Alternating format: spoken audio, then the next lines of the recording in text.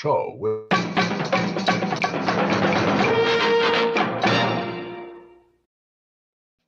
Yeah, I was already Hey. when you said it. Morning, guys. It's another military Monday. Oh, man, I got my hair. The fan is blowing one hair in front of my eye. It's driving me crazy. There it is. Found it. All right. Ooh-wee. You guys would not believe the morning I've had having to listen to these two. Don't blame Martine. I'm a bitch today. You. I had to reset the conversation 3 times. No, you didn't have to. What the fuck are you talking about? What you remind me of is whenever I would walk into the cafeteria at William and Mary when I was a fake college student, the conversations I'd walk into, I'd go up to a table. No shit, this happened. I would hear them talking and go, I want no part of that. And I would pick my tray up and go to another table. Dude, I wasn't talking about Murderbot. Joe Cronin Show has joined us. What is up? I'm going to have to check that out, Joe, because I've actually never listened to the commentary. Now, I know that the Criterion put this out early. It was such a hit that Criterion picked this up and put it out. But I hear complaints about the Criterion cut because it's not done in Super 35. And it does a kind of a quasi pan and scan. Oh. And but I don't know if they fixed it. I just know the original, I think it came out in 2000 on Criterion.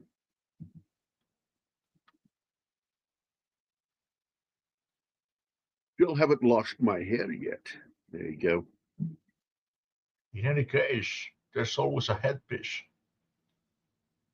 Oh, speaking of headpiece, seeing him with that long outgrown hair was wild.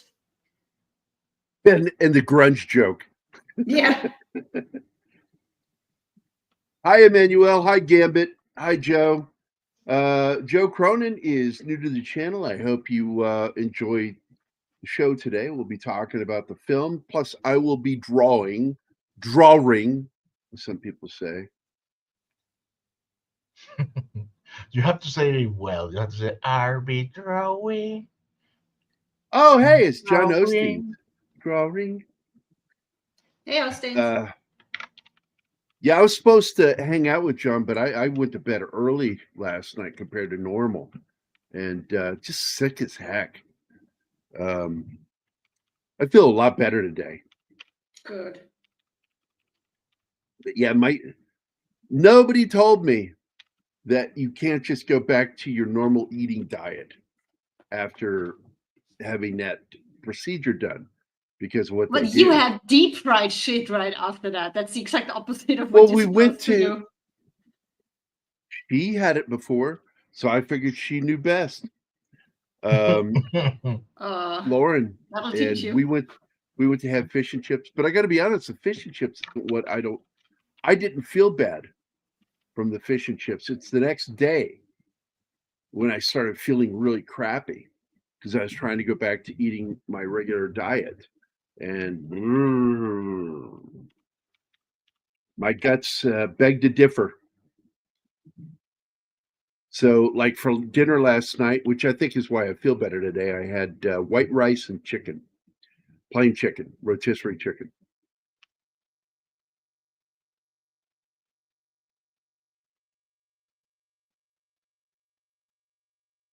Absolutely off to a good start. Where is Gerry Ambrosia? In some part of America, I suppose. I hope we get to have him more often. That was fun hanging out with him. Oh, I'll bug him. I'll bug him. That's what we got to do, Martin. Is just kind of bug him. Say, hey, man, come on over and join us. Oh man, he's a lot of fun. Andy Morrow said. Hey, it's Bush. Hi, Bush. Bonjour, mon ami. Gaston McFadden. Yeah. Comment allez-vous?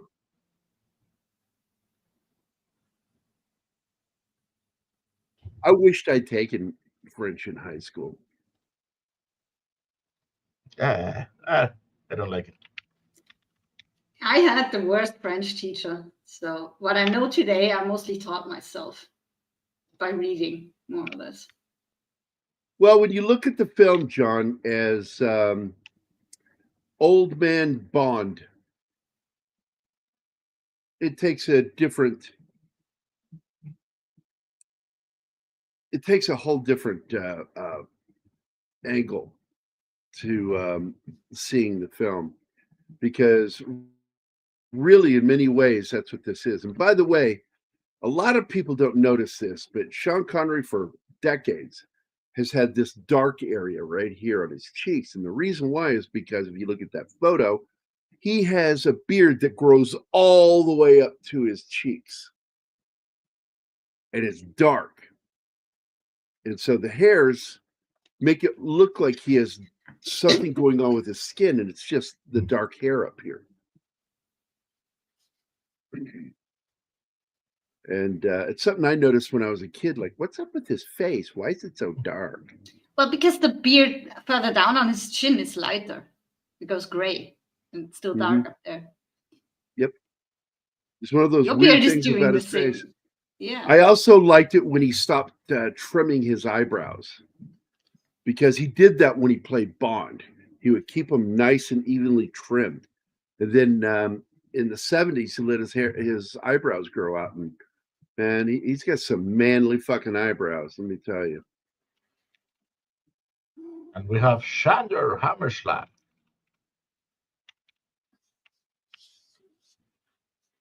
Well, he kind of says it, Sander. He says, what you're doing is insane. His daughter lives in San Francisco, and he could not stand for that.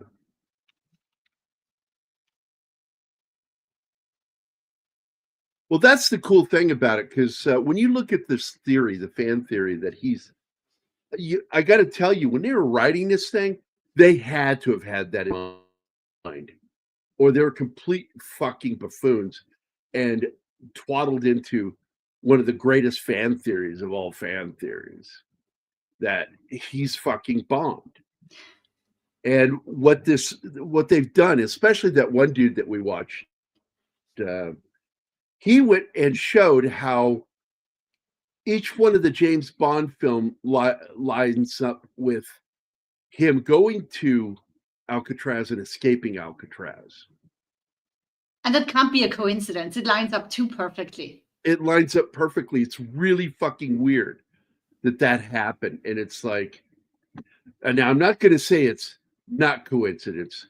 It's just, that's a really odd coincidence. So many coincidences that it ceases to be coincidence. So I think somebody somewhere figured this out early on and thought it would be a funny little thing, Easter egg in the story. But one of my favorite moments, because it's the one thing I caught, is when Ed Harris confronts him and says, "And who are you, sailor?" And he says, "Actually, I'm Army." Well, no, James Bond is Navy, but the character of John Mason is Army, because that's his cover name. And he's stuck with that cover name because that's who he was put in prison as. He had to go into prison under that name to protect MI6. Yep. So it's just, and of course, the thing that he got in trouble for and went to prison for is he stole microfilm that showed who killed John F. Kennedy, of all things. Among other things. Yeah. Did you guys know that Michael Bay was interning with George Lucas when he was 15 years old? I'm not surprised.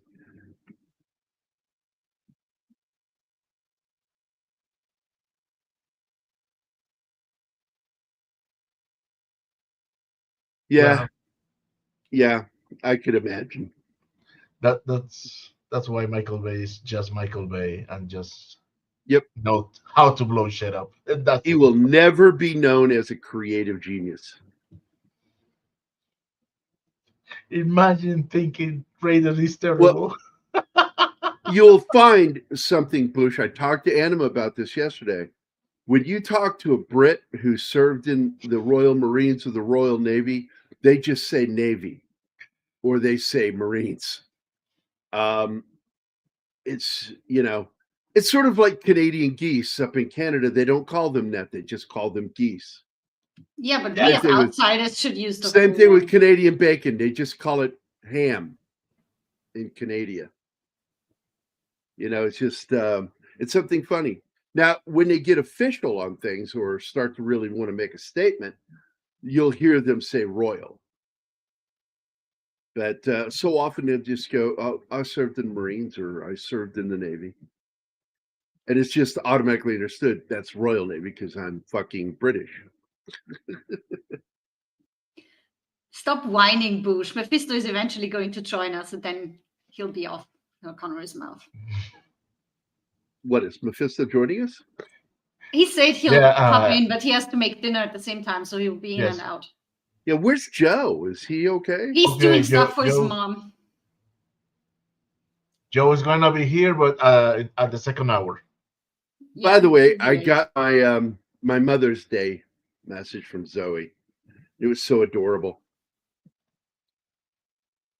because I raised her by myself, so I always got Mother's Day gifts.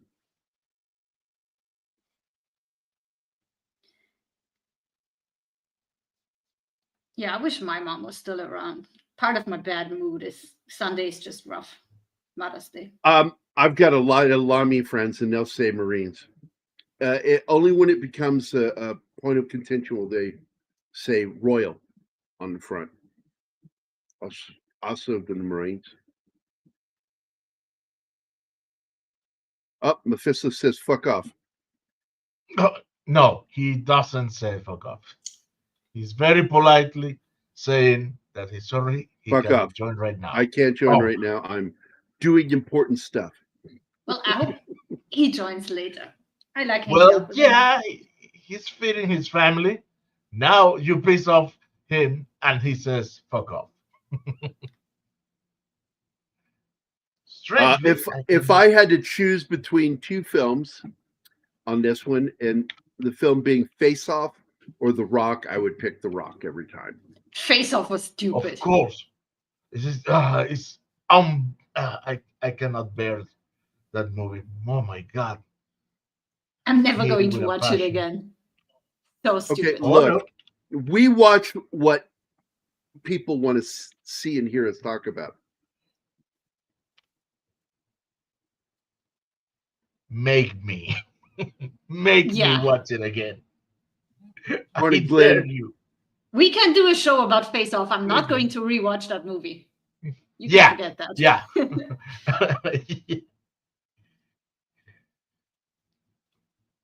This is interesting.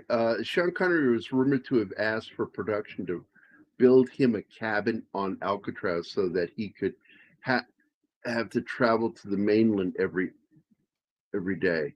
In reality, Connery allegedly did ask permission to anchor a yacht off the dock of Alcatraz, but was denied by the Coast Guard. No cabin was built, but he would spend time in his trailer whenever he didn't want to go back to the Hyatt Hotel in San Francisco, and where he was staying for the duration of the shoot. Also, I know that he looks for golf courses, the closest golf courses, because he loves the golf, or loved to. Well, shooting something is hard work. So if you get a day off, you need to unwind. And if golf works for you, there you go. I understand that. Absolutely. Hey, we have Lisa back. Welcome back, Lisa. Hi, Lisa. Hi, Lisa. Oh, you bought it. That's Fun, awesome. fun movie. Yeah, Face Off is just dumb fun. It's not a very smart film. Also, it's dumb. I'm going to tell you, dumb. I saw it in the movie theater, and I'm telling you, That is not John Travolta and Nicolas Cage coming off of that boat. It's stuntmen. Clearly not the actors. They shot it. Why would you shoot that in full frame? And you can see their fucking faces and tell it's not. That was so badly done.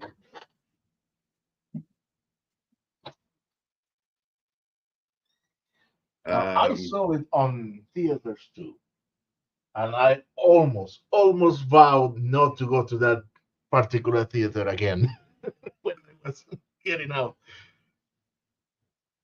Oh my God! But do not misunderstand me. I love people who like that movie talk. Seeing people who love that movie talk about that movie. It's the only thing entertaining about the film is how Nick Cage does a perfect John Travolta and John Travolta does a spot on Nicolas Cage. Oh, the acting is very impressive, but the story sucks. I won't say the story sucks. I think the science fiction sucks. And the story sucks too. Both things suck. Yeah. I was already talking about that, Mephisto. We were talking about that when we got derailed and started talking about the movie again or other movies. Derailed That here? the Sean Connery James Bond connection is so coincidental that it goes beyond coincidence. That somebody had to have done some of this intentionally. That when Ed Harris, it still throws me every time Ed Harris confronts him for the first time in person. He says, "So what's your story, sailor?" He says, "Oddly, actually." It's like, well, that's obviously that James Bond was Navy, but John But Mason was Army, and that's his cover name. And he's constantly using cover names throughout the James Bond films. So I thought that was an interesting fan theory. I think it really has some legs. That he is old James Bond who's been in prison.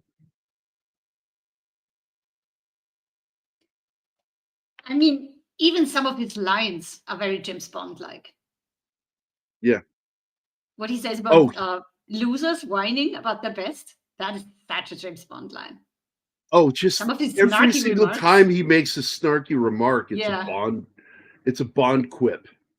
It is. Well, I certainly hope you have insurance. Yeah, when he trashes the cars. I mean, he hasn't been driving for 30 years. Then he goes on a crazy chase. Well, that's okay, Bush, because Woody Allen used James Bond as a code name when they made their stupid version of Casino Royale, which was horrible.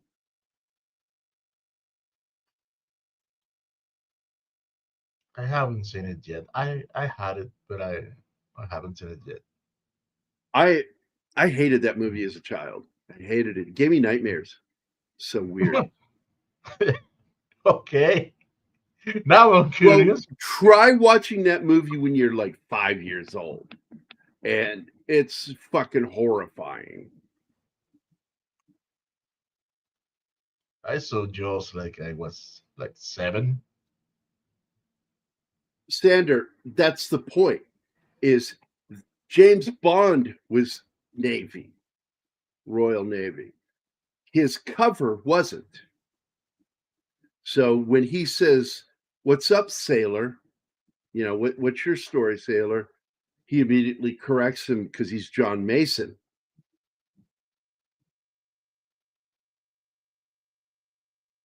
Yeah, I hate that movie, 1967 Casino Royale. What a nightmare. Oh, yeah. Don't react well to bullshit. There you go. Oh, well, it's a jumble of a film because between Woody Allen, Orson Welles, and the director, it was just a fucking mess. Yeah, he was a commander in the Navy. That's right.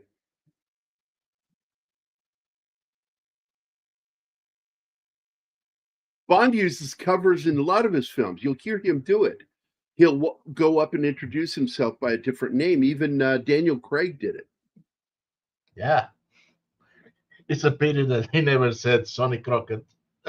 I'm Yeah. sorry, Sonny Burnett. Well, Sonny Barnett. Well, son. Yeah, you don't get a more redneck sounding name, Sonny Barnett.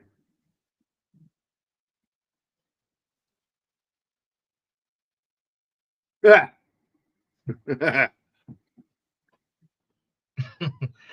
No, he was a double agent, so he could steal the submarine. Which, you know, that premise was loosely based off of the Black Widow story, the K-219, I think it was. The Widowmaker. Yeah, the Widowmaker. And then they made a movie with Harrison Ford, Sean Connery's son. I always thought it was funny because, like, even before I saw the film, I'm like, there's like a 10-year age difference between Sean Connery and Harrison Ford. Man, Connery was fucking young. I am posting a link in the chat about Bond's cover names, so you can go look it up for yourself. Oh, fascinating. He was an assassin. That's right. He now he was an agent. That's true. But spying isn't what he really did. What he did is he usually went in and there are other people that were spying that feed him information. His job is to go in and weed shit out. And if need be, kill somebody, which is why he has that license to kill, the 00. And I told somebody one time, they said, well, how many Bonds are there? I mean, how many 00s are there? I said, there's probably 1 through 9, just a handful. Because it would just sound stupid to say 0010. Yeah, that would be weird.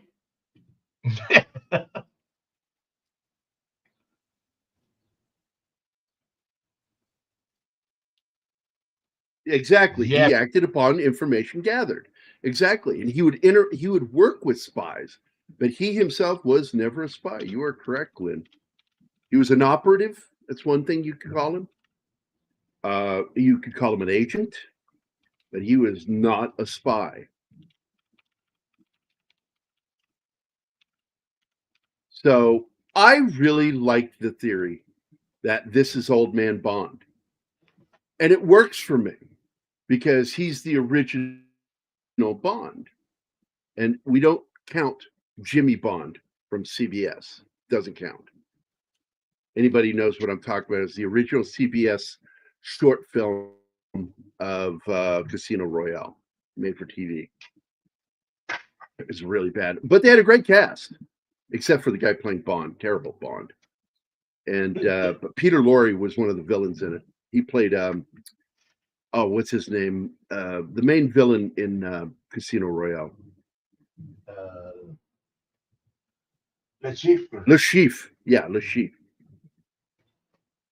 As Timothy said in an interview with License to Kill, Bond is bad as anyone professionally. He is a cold, ruthless killer, except that he happens to work for the side that's called good.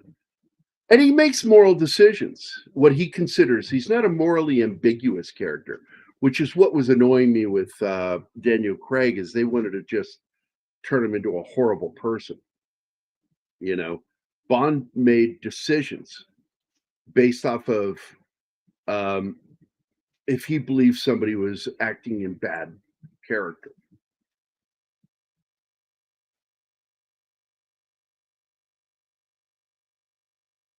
Yes, Bush.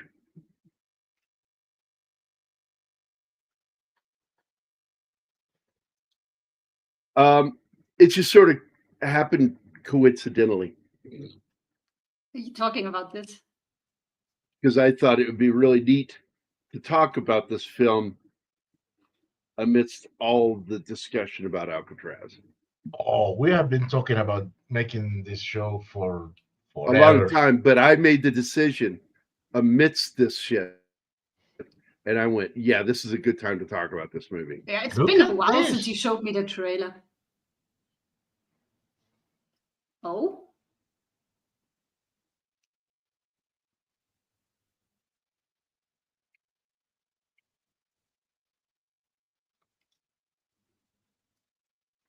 Maybe, I maybe mean, it's some. about a U.S. prison. Yeah, but we had this movie in Venezuela, and everybody went crazy with it. I mean, Nick Cage, Sean Connery, great casting. You cannot lose. And it's time for this. We're actually late. Yeah. What? Oh, We're for the late starting slideshow. the slideshow. Oh, Well, we were enthralled in the conversation, so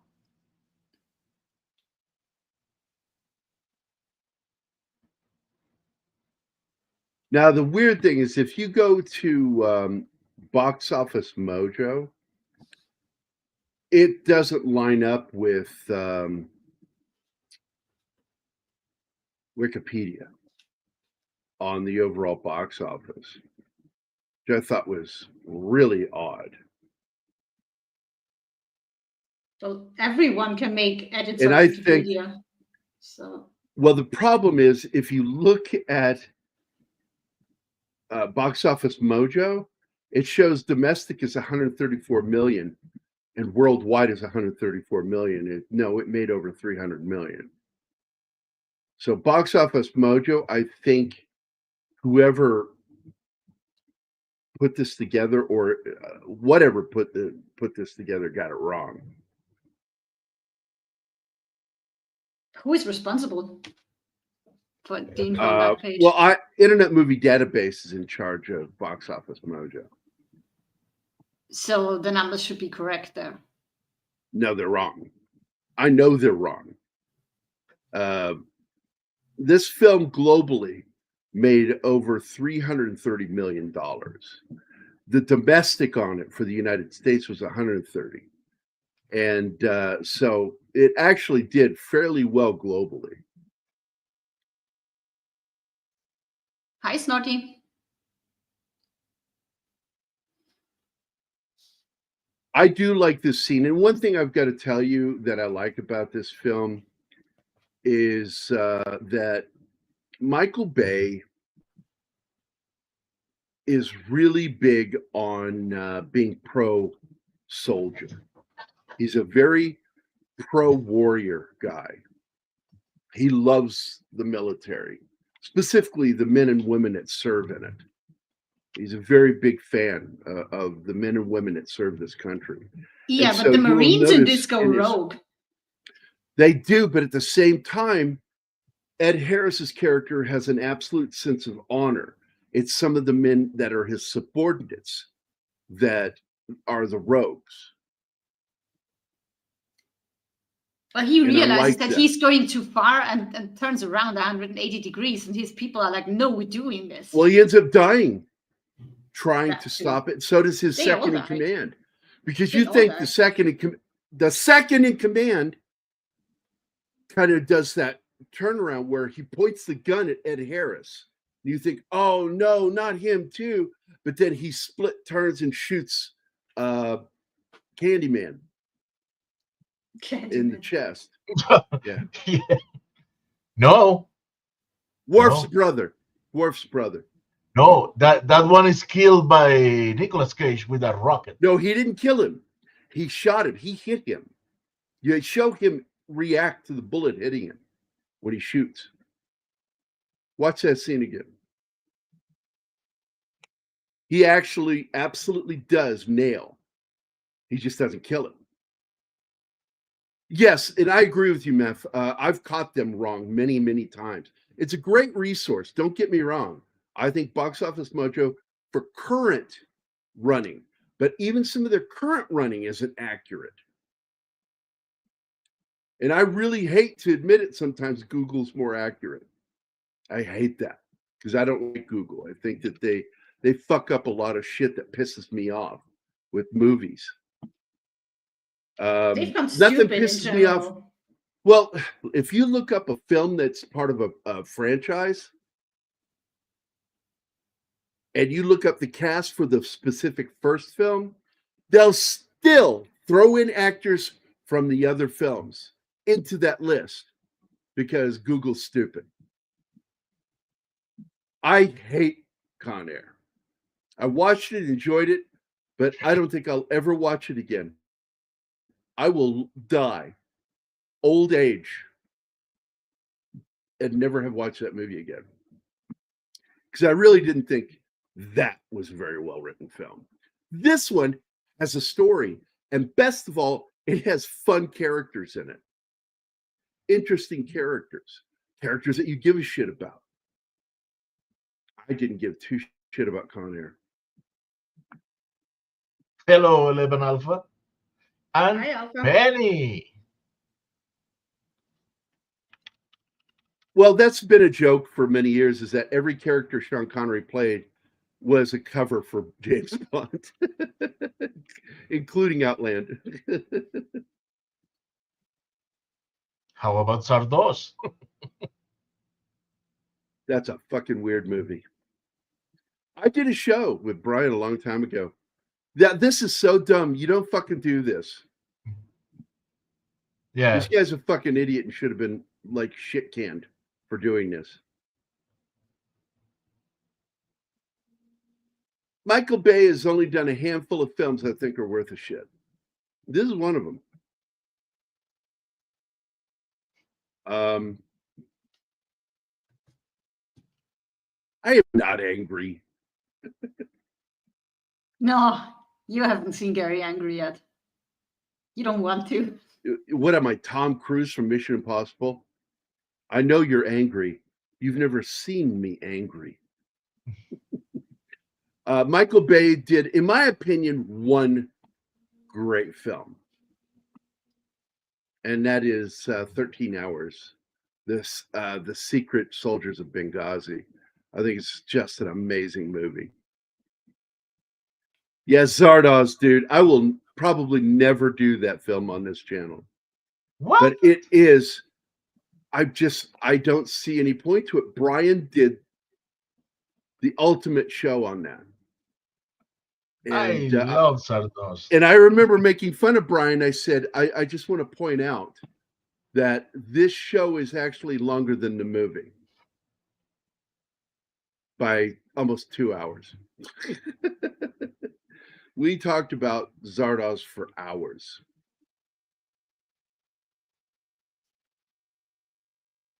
Now there's a girl I don't know if she had a career after this movie. Yeah. She's still working. I don't know her as anything. But I will tell you the bit part character, Jade Angelou, which is Sean Connery's daughter in the film, that's Claire Forlani, and she's fucking gorgeous. I do too, Tom. Oh, I love the movie. The whole connection to the Wizard of Oz, yeah, is one of my favorite aspects of that film. I like when Sean Connery characters discover that by covering the letters on the book and his expression of "What the fuck?" Wizard of Oz, Zardoz. I did the exact same thing with Detective Nobody, because his name before the explosion was Nathan Brody, but the only letters left on there spell out in body. Nobody. Hey, Paul. Yeah, that's a misnomer at best. I can't stand Con Air. Haven't seen it, so I think the opening is the best part of that movie.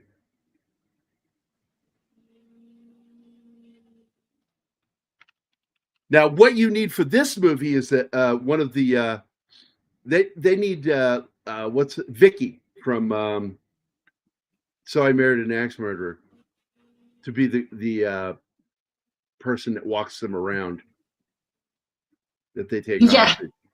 Phil Hartman. In That fact, would be if I fun. could do If I could do a fan edit of this film, I would edit in Phil Hartman as Vicky. Vicky's the into this best. movie. Look at that. That's awesome, dude. Did Dad get lucky? Eventually, we have Tom. Tom is proof of that. Now that's a story.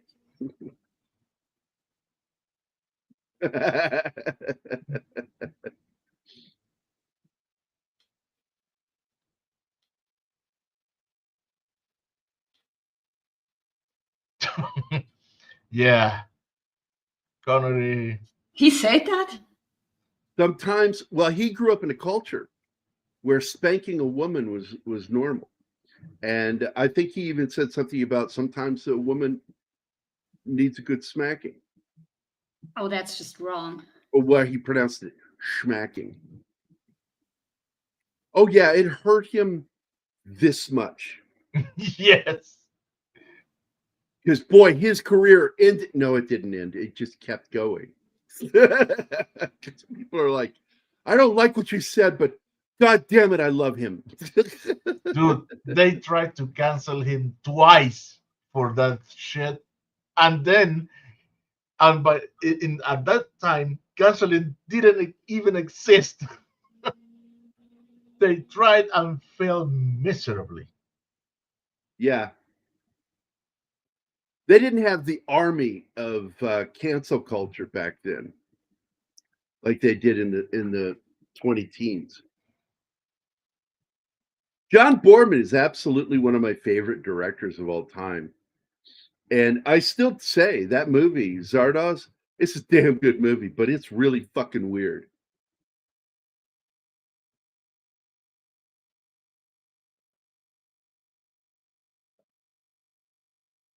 Yeah, Ed Harris has probably the best looking blue eyes of any blue-eyed actor in Hollywood.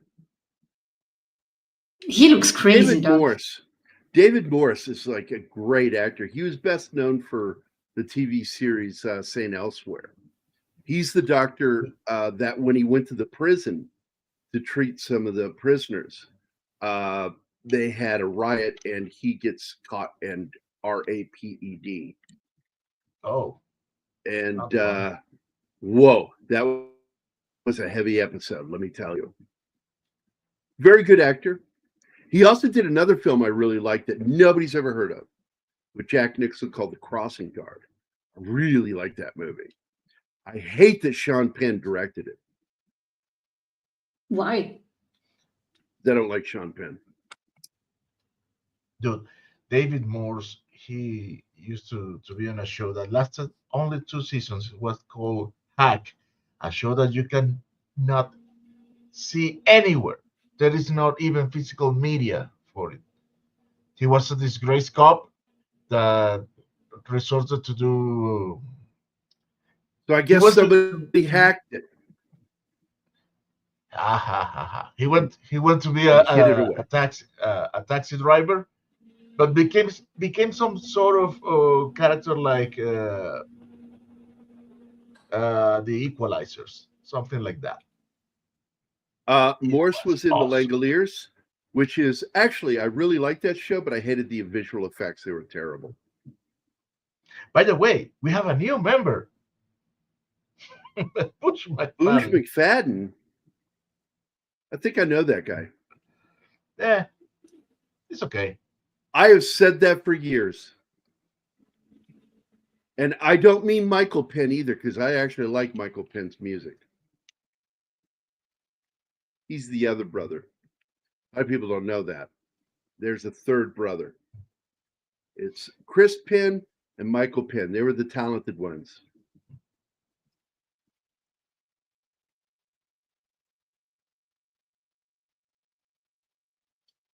Well, there are gems out there, TV shows that are gems even today.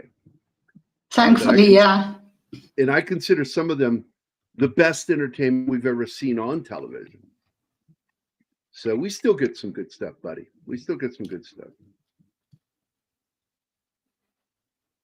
Well, that wasn't a movie, Alpha. So, but I get what you're saying. Yeah, it was TV.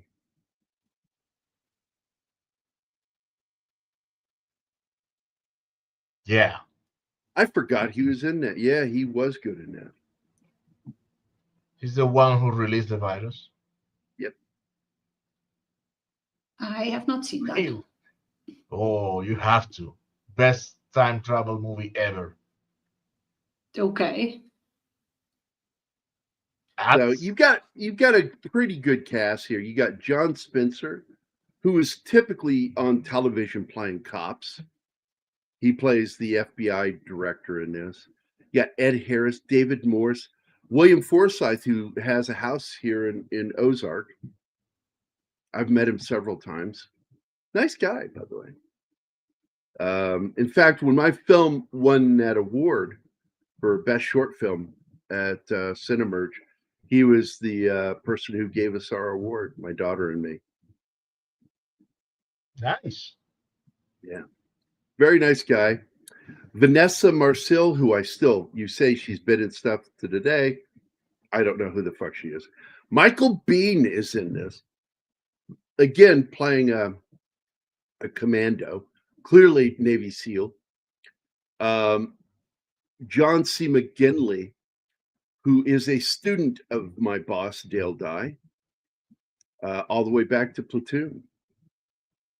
And you got Gregory Sporletter, who's in this, who's really kind of a character actor. He always plays characters. He doesn't get lead roles. Then you got the amazing and late Tony Todd. What a sad day when we lost him. I fucking love Tony Todd. Best known as Candyman, but also beloved as Worf's brother. Yep. You got Bokeem Woodbine is in this, who's really good. And he is another one who doesn't like the orders he gets sometimes. And Steve Harris is in this too, another good actor. Danny Nucci, and then Claire Forlani is in this. God, she's gorgeous. She was the female main character in NCIS New York, or CSI New York. CSI New York. Did I say that right? It's CIS, right? The cop show. All right, don't help me. CSI, Great. I think. Thank you. No, because there is the NCIS too. So but Yeah, I but don't it's watch not the it. military one; it's the police one. So it's CSI.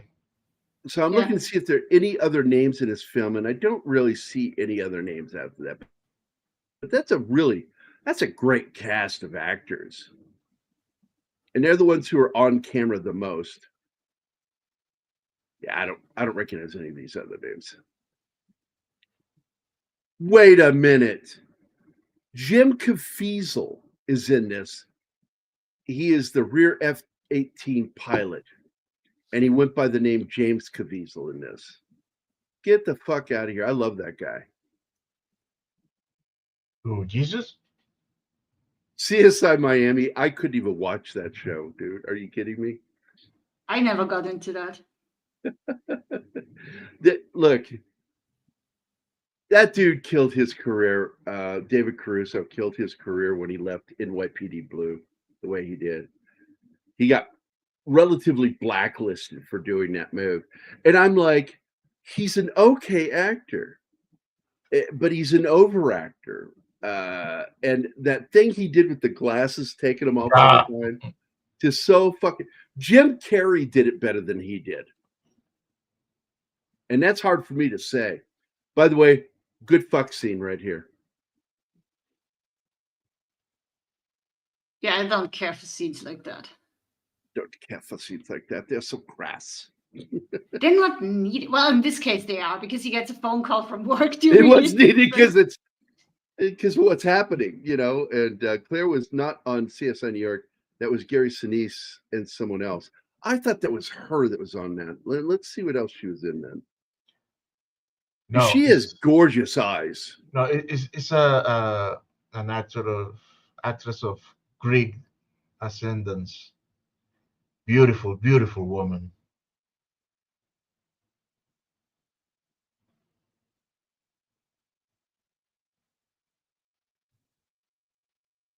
Oh, she was great in Meet Joe Black.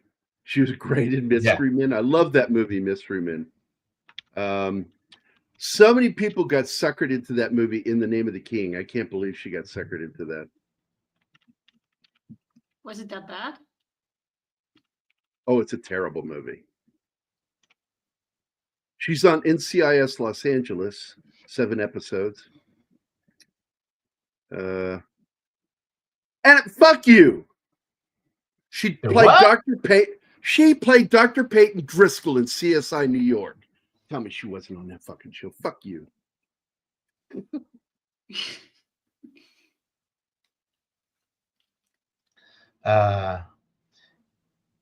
Gracious when winning.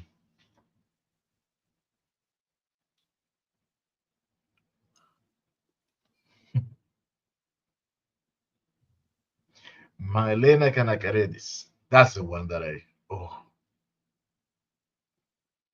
That's quite a name. Yeah, I had a big, enormous crush on that woman. And Wade is here. Hi, Wade.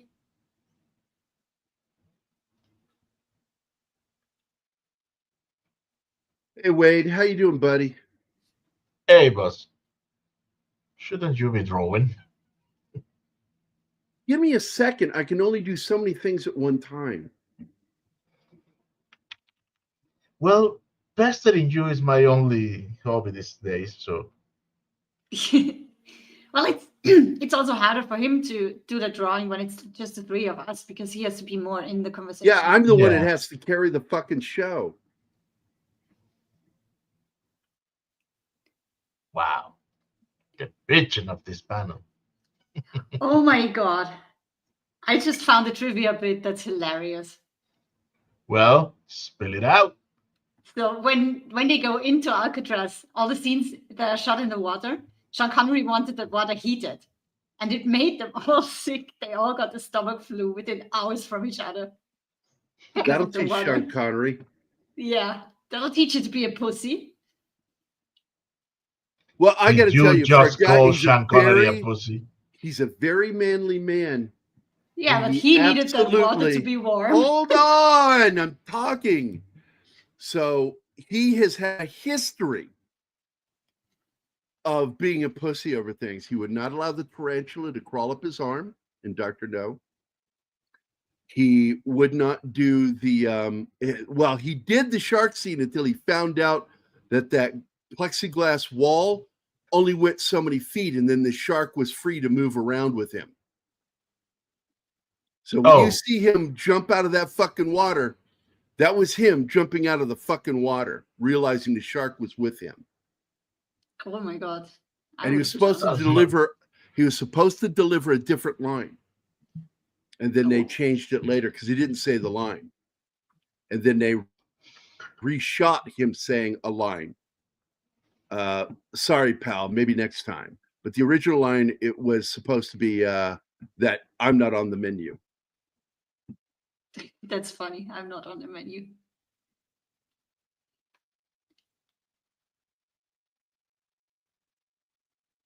Yes, it does in literal translation. Yep.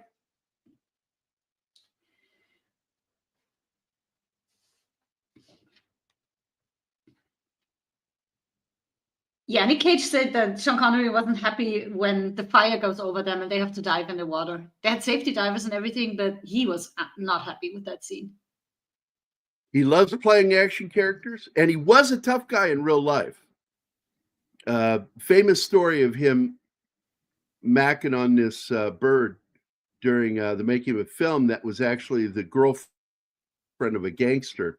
And the gangster pulled a pistol on him, and he took the pistol away from him, pistol whipped him with it. So I know he's a badass, but that guy did not like to do stunts, dangerous stunts. He also didn't like being inconvenienced in any way, including physically. That's why he wanted the water heated. But that was a bad idea.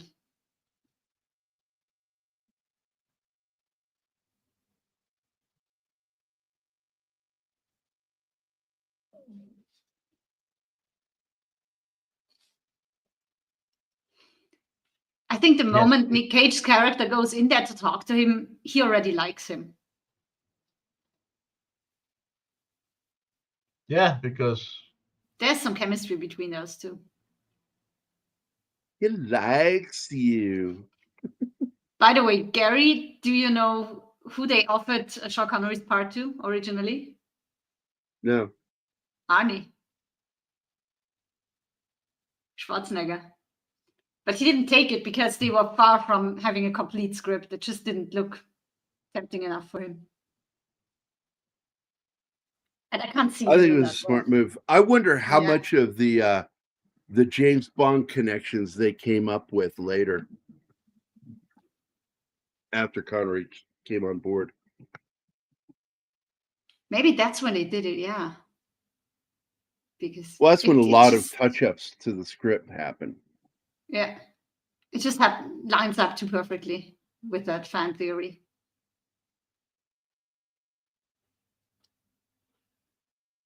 I'm getting aggravated here. Okay. Gambit says that Sean Connery was a milkman before he became an actor. He was also something else. He was into bodybuilding, right? Yeah, I know. That was later. That was later. He also worked in a funeral parlor building caskets, and he slept at work in a casket. Wow, that's dark.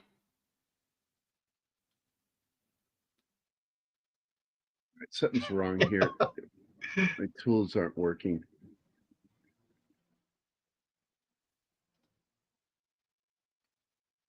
Maybe, Todd. Maybe. Yeah, I wonder how many babies he made while delivering milk. Oh, God.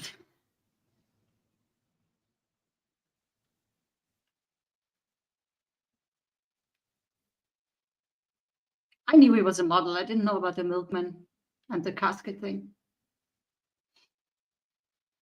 Look at that hair. Crazy.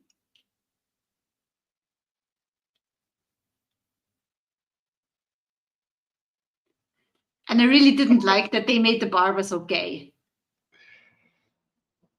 He's not a barber. He's a hairdresser. Yeah, whatever. He's flamboyantly gay, and I did not like that. Most of the hairdressers in San Francisco are. Okay, I don't know what's going on here. Photoshop's acting weird. I got to close this all down. That's a wig. No shit, Sander. He was having a headpiece.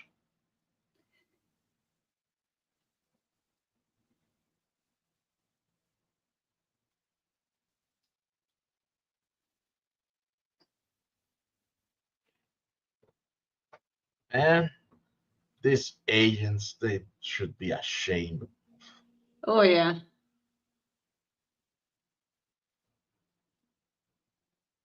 Everybody was Kung Fu fighting? No, I forgot the word. Underestimating because of his age. Yeah, he's an old man. What he can do? Not much. Just throw the boss from a balcony. He's a monster. Which one? I mean, Sean Connery, his character. He gives zero shits about anyone. And generally, people die horrible deaths in this movie. I like the Anderson tapes too. It's a good movie. Don't know it. What is it? What is it about? The Anderson tapes? Never heard of that. I'm drawing. You go look it up. Thank you, boss. I can't really look shit up when we do a show because I'm limited to my phone. The Anderson tapes. I like the Presidio. We've already covered the Presidio here. Did we? Yeah. I don't remember. I don't either. It's the movie with Sean Connery and Mark Harmon and Meg Ryan, where Sean Connery tells the guy, "You see that? That's my left thumb. It's far too powerful for you, so I'll only use my right thumb." I Nope. still don't remember. I'm sorry. Nothing. That's it. That's all I'm doing. Not going to fucking talk any further about it. Oh my goodness. Well, it is not on our list of shows, so Then we haven't done it.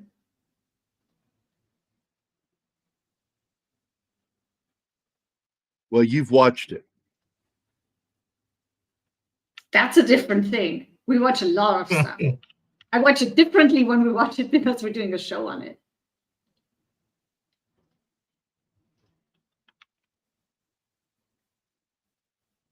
and my backlog keeps getting bigger.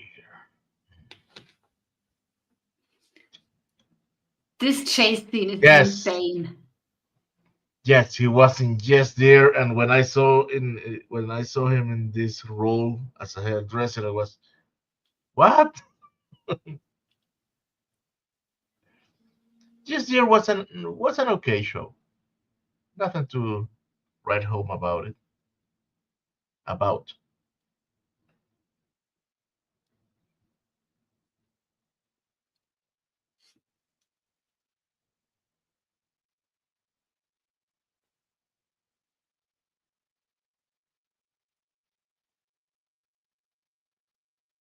What's that about?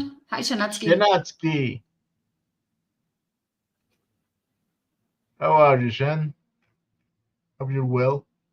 Here's your banner, so you can feel the love. Yeah.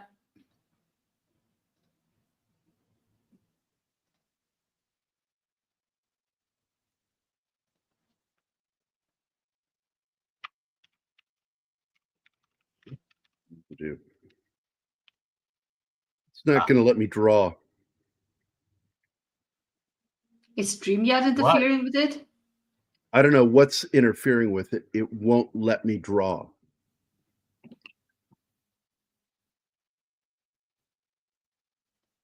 That sucks. It's telling me that I'm not picking my tools. I'm trying to click the brush tool and nothing's happening. It's just showing this arrow. Freaking weird.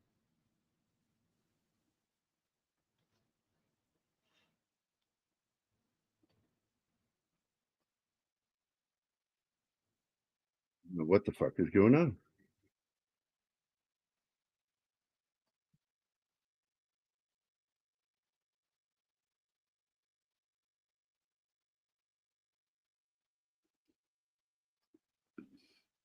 And this guy's still employed.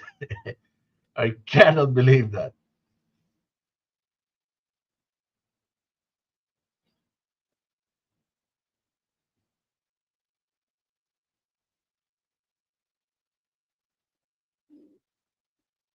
Super 35 millimeters. Yes, but as Gerry said before, when a Criterion printed, it didn't use the format. Oh, and that's Claire Forlani. Who was also in CSI New York. Despite the argument somebody made. Let that bone go, Gerry.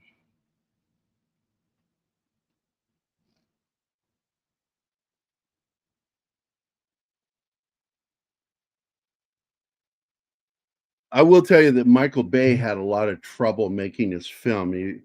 The Disney executives, who I've brought this up to Anima, were the people behind the company behind Hollywood Pictures. They were giving Bay a fucking hard time, and there was an incident where he got called to have a meeting again with the executives, and Connery was like, "Where are you going?" And the funny part of the story is that he was in his fucking golf attire because he had to play golf. Every where he works has to have a golf course nearby. It's like a rule for him. And so he shows up to the meeting, Bay does, and the Disney execs are going to fucking ring him out. And when he walks through the door, in comes Sean Connery right behind him, and he stood behind him the whole meeting, making it clear that I stand behind him. He's doing a fine job. Leave him alone. Now, I kind of thought that was kind of cool, even though there's so many directors that story would have been cooler with other than Michael Bay. Yeah. But I love the final product with all his faults.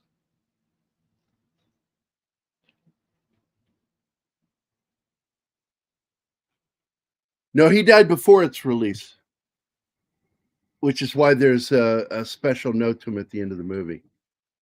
At the It's beginning. either that or they knew he was going to die and then made the special thank you to him. No, he died during production, and Nick Cage was the one. I'm being an asshole. Jesus Christ.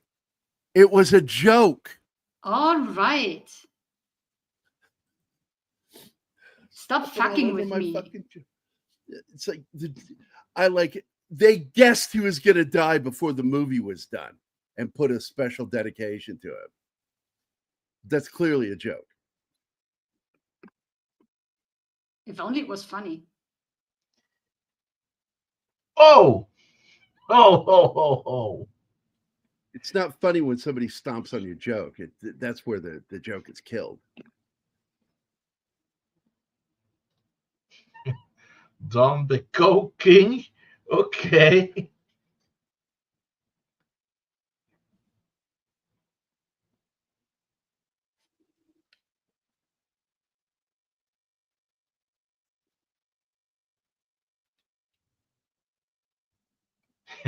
I like this part. I can show you how to do this. No. There's no need. You're coming. Say what again? I mean, he's used to doing dangerous shit, but in a safe environment. And that's nobody's shooting at him. pretty chamber thing. He's never been out. Yeah, that too.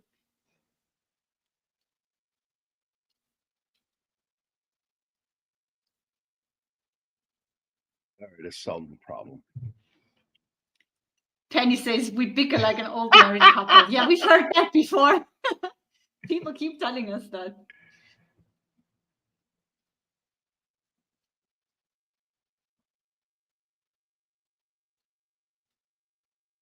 Hey, Mike, why are you in the chat? Come on here. Oh my God, Sander. That is dark. Yeah.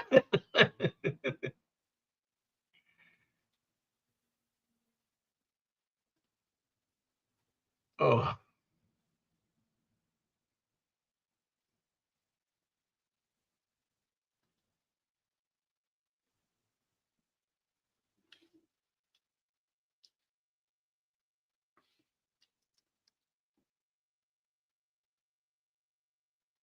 VX gas, better known as nerve gas. Yeah, but the problem is they can't make up their mind. They use corrosive and they go back and forth. And atropine doesn't work that way. Atropine has a double injector. You inject the atropine and then you inject the counteragent, because if you don't, you just inject it in your leg. If you don't inject the second one, you will die from the atropine. It will kill you. So you have to use the double injector. We got them in the Army. Well, what pissed me off was that in the scene with the VX baby bomb, it's a corrosive thing. And then Nick Cage is talking about a nerve, something that will just make everything stop in your body. And that's two different things. No, the thing that VX in reality doesn't do is the corrosive thing. Or all the other things that says it does, it does. But they get a lot of stuff wrong in this, but it's still a good Oh yeah. movie. 11 alpha, they weren't using a variant of atropine called bullshitropine. Yeah, exactly. And that has to go in the heart, or wherever they think the heart is, because it looks like he stabs his abdomen.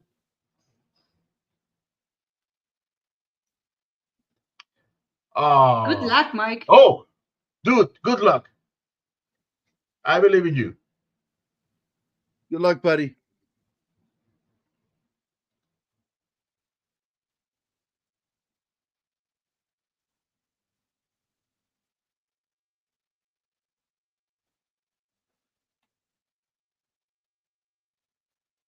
Okay, chat. Everybody wish good luck to our friend Mike. Yep. Like Shander.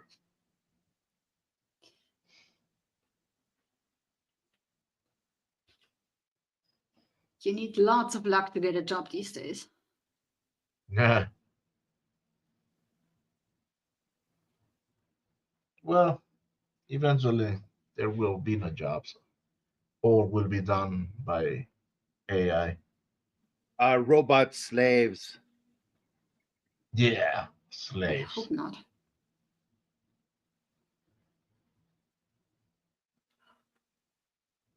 Well, you're hoping wrong.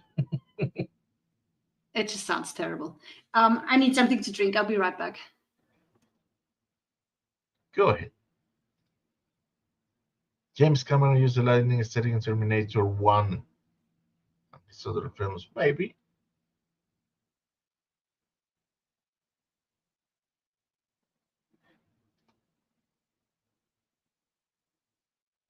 Okay, 11 Alpha says nerve gases are cholinesterase reuptake on inhibitors.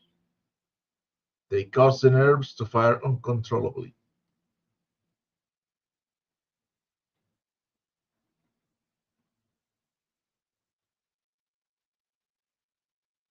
Hmm. Interesting.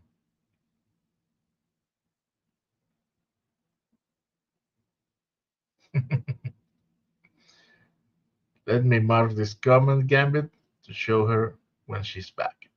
I am back. Jesus Christ. Oh, look. My there you kitchen is like 3 steps behind me. So I live in a shoebox. Yeah, but I don't have a spy camera, so I don't know that. I've been on camera. You see my kitchen door right behind me.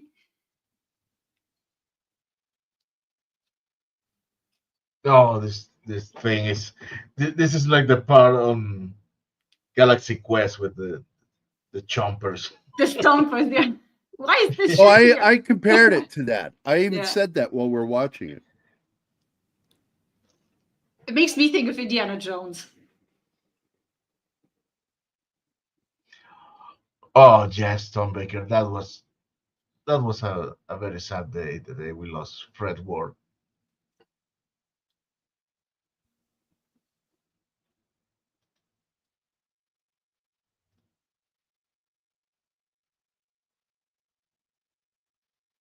Ariel Valet is here. Hello, Hi, Ariel. No, this movie is not about Dwayne Johnson. Thank God.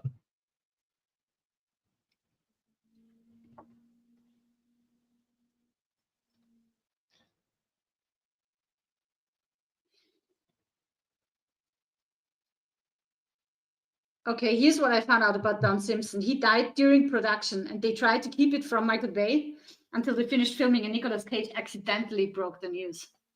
So they were still Oh. working on this movie.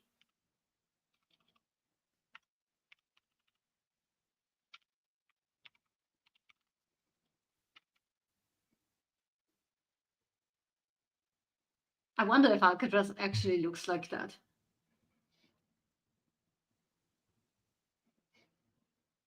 Thought What? if they would have got the Rock in the Rock, that would be Inception.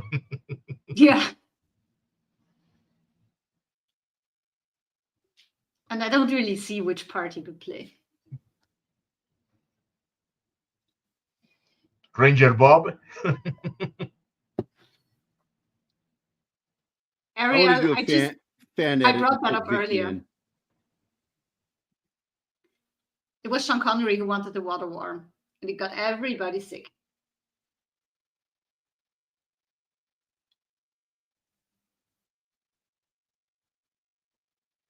Oh no. Oh no, Todd. No. No.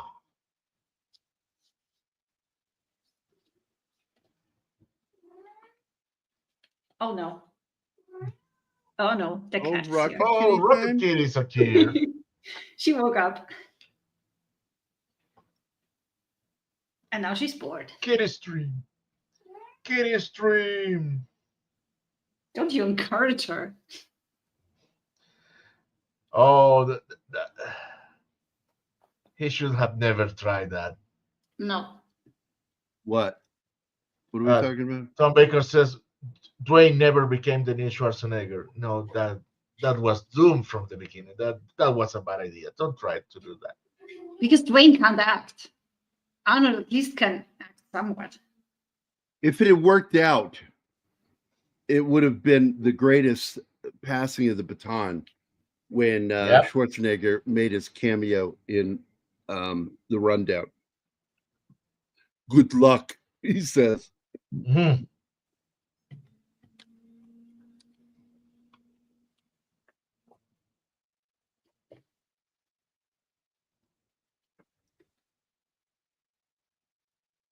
Yep. That episode in Voyager, in which he played some kind of a gladiator. I don't even remember that episode, but it's been a while since I watched Voyager. Yeah, I've never watched Voyager, so I don't know. I think I binged it in my first or second winter down in Croatia, but I skipped over some episodes because I remembered I didn't like them when I watched it the first time.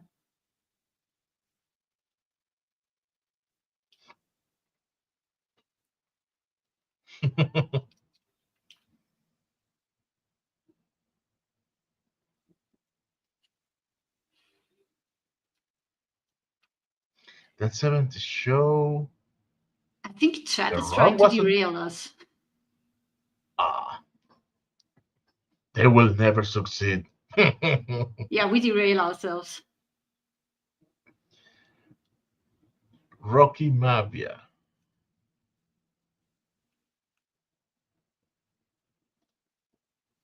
Yeah, I wouldn't say it sucked. It had its problems, but it still has a lot of enjoyable episodes. Oh, yeah, it was a low point. What are we talking about? However, Voyager. What was entertaining, it was, but it has some serious problems. Of course, The only thing good about that show was Chakotay. And they treat the character horribly, which led him to say, I will not do my best acting because they are not giving me the best script. So fuck them. Well, there was a lot of problems with that show. I mean, basically what was made known over the last few years was that Ensign Kim was the one who kind of let the cat out of the bag, that they were told by the producers of the show that the human actors needed to underact so that the alien actors looked better. I don't think whoever the guy is who plays Ensign Kim, he can't act at all. Well, that's my complaint. But now we find out that may have been somebody else's fault, not his. Because I hated his character because he didn't act very well. And come to find out, they were told to act that way. I don't know. That sounds to me like something he would say to defend himself after being called. It was with a bunch of them sitting around, and they all said it. It was something made known over the last few years when they got together. And it goes along with some of the shit that Beltran said, the guy who played Chakotay, that they were hamstringed by production. That sucks.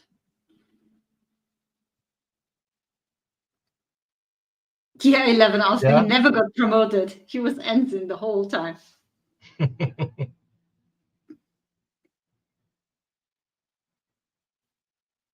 I just felt it was nowhere near as good as Next Generation. I'm trying to get into this one right now, but I have so many problems. What one? Oh. TNG. I'm getting close to the end of season 1, and I hate the counselor. Well, season 1 was really I hate bad. Wesley. I was at the convention when Gene Roddenberry went off on fans about that character, Wesley.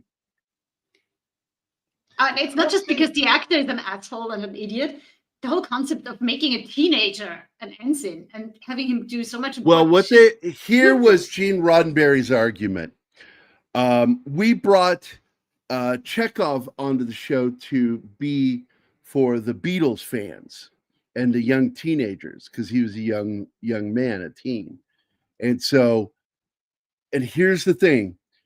For Gene Roddenberry, Wesley, which is his middle name, was him romancing the stone. That was supposed to be Gene Roddenberry. Not a good idea to do that. And it was just, he was your typical Mary Sue, because he would, no matter what happened, man, he would solve it. That's what's so annoying. Yeah.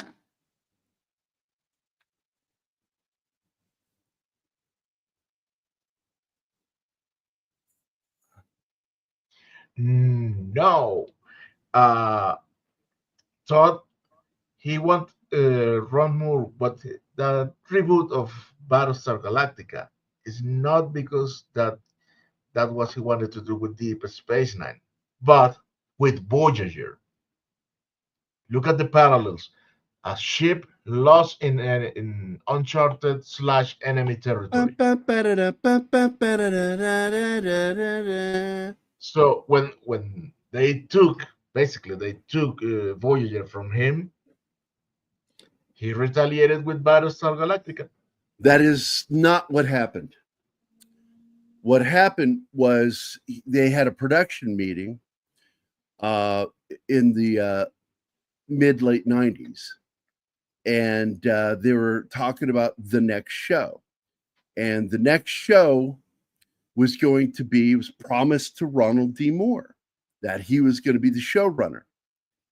And he left the office, heading home, forgot something, had to go back to the studio, to the office. And when he walked in, he caught Michael Piller and what's his name secretly meeting to make Enterprise. And when he caught them, it was like catching your spouse cheating on you. He walked out, never came back, and took, because he also was thinking about doing another show, and ended up doing Battlestar Galactica. Because one of the things he was entertained by was the idea of doing The Thing. But Battlestar Galactica is what he ended up doing. And he still ended up getting pulled into The Thing, but it ended up not being The Thing. It was his next show on Sci-Fi. Nexus or whatever the fuck that thing was. And it was terrible. But Battlestar Galactica was his revenge against the showrunners for Star Trek. And the irony of this situation is that asshole from CBS, I forgot his name, big fat fucker. Moonves. Les Moonves told them if they don't get their numbers up, that he was going to cancel Enterprise. They got the numbers up higher than what they had even promised, and they still canceled it. And the reason for canceling it was He wanted something more like Battlestar Galactica. That's revenge.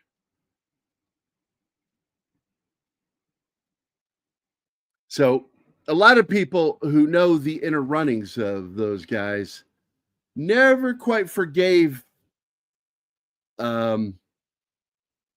what's his name that went on to do the Orville. I'm drawing a Because blank. I'm sorry. Seth? Yeah, Seth no, Rollins. his partner.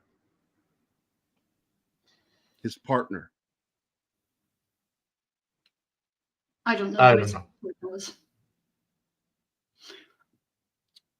Oh, I like the scene where he describes to Sean Connery what happens when that toxin gets loose. It's horrible.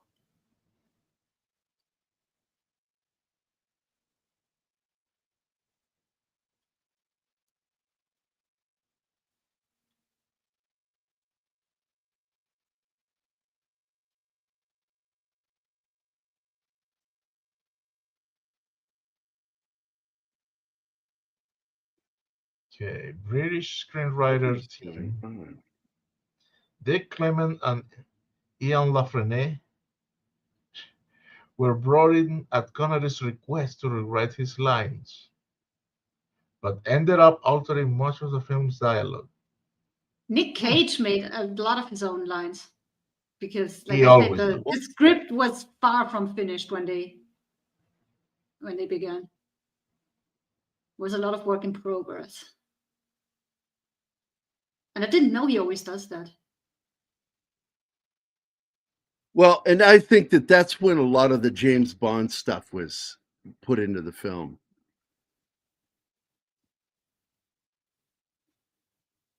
Let me just do this real quick. I mean, he has so many Bond-like lines. I'm supposed to be doing art, but I'll go look up the name for the Orville.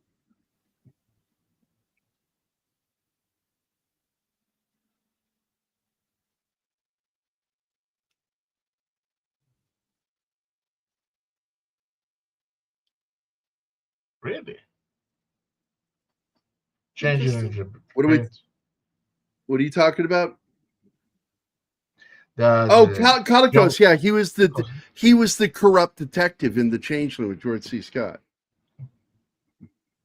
Harriet is throwing a couple of names at you. I'm doing something right now. What is Brandon he throwing Braga? at me? Yeah, Names Brandon for- Braga. Oh, now you can look it up. Oh, fuck you. No, it's in our chat. We didn't look it up. Ariel is I'm throwing reading the names at chat. you. Dude, chill out. Yeah.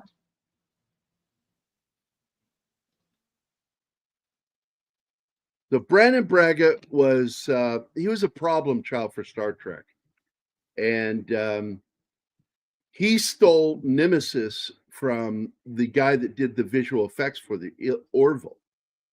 And a friend of mine, you know my friend Travis, you've met him, Anima. He and the special effects guy from the Orville co-wrote Nemesis, a story, a Star Trek fan story. And they took it to Brandon Braga. Brandon Braga said he really liked it, said he'd get back to him, never got back to them, and then ended up using it in the series, Star Trek Next Gen, and made a whole movie called Nemesis.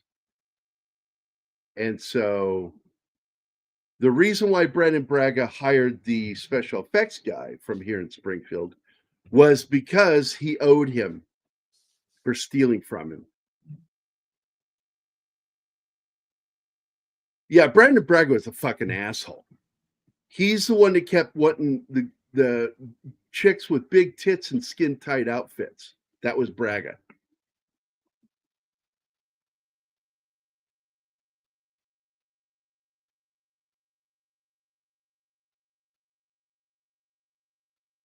What's going on here?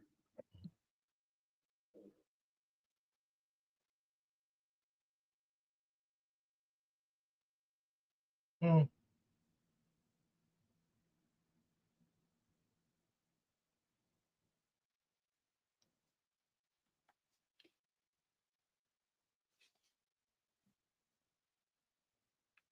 Oh yes, we were talking. Gerry already talked about that Gambit. What was it? The thing with Yeah, I told that story. Yeah, I see it now. the golf attire.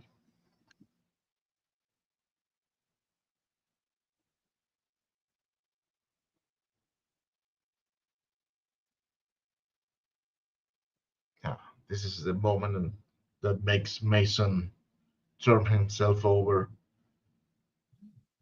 so Goodspeed can find the rest of the rocket.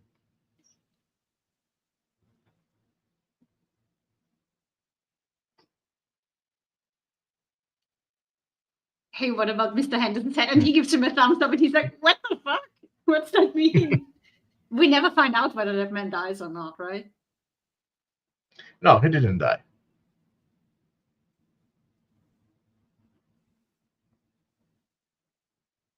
None of the hostages died. Because he already realized he's going too far. He's beginning to drop his idea, I think, already. No. It was a bluff since the beginning, but only he knew it was a bluff. Now, when Connery see his attitude with Mr. Henderson here, is when he reads Hummel and said, nah, this guy is not gonna kill everybody if he can avoid that.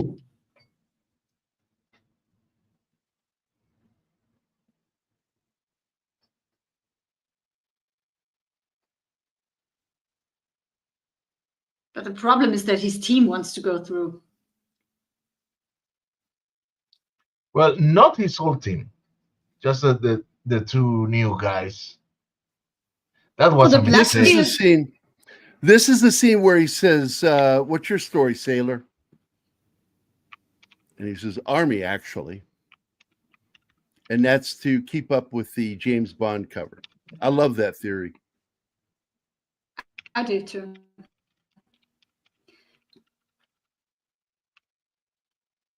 And I think that was intentionally written into the script because it lines up too perfectly.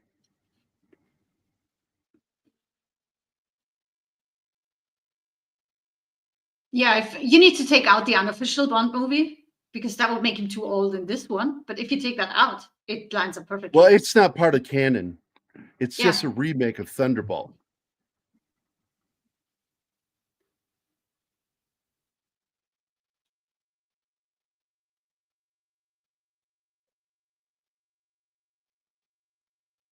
Going back to the team of Marines, one of them says, "The moment we started this, we stopped being soldiers. We're mercenaries now. So give us our fucking money."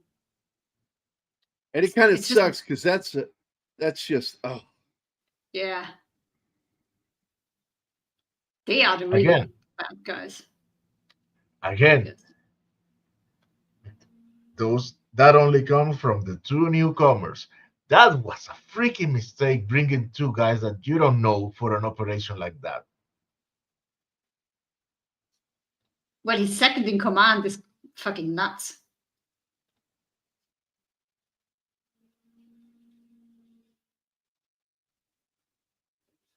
No, his second in command is not nuts. Isn't that's that David second in Morris. command? No, David No. Morris is the second in command. Yes. Okay. Fry and Darrow are the ones that are newcomers.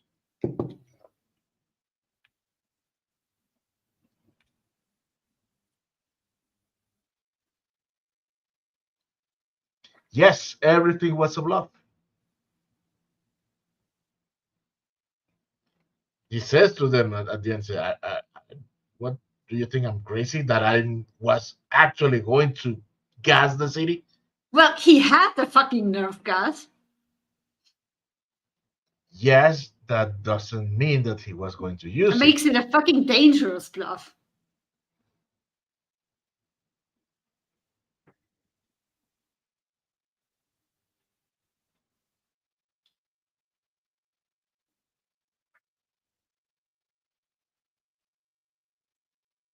Yeah, he was too convinced that the government was going to budge. Yeah.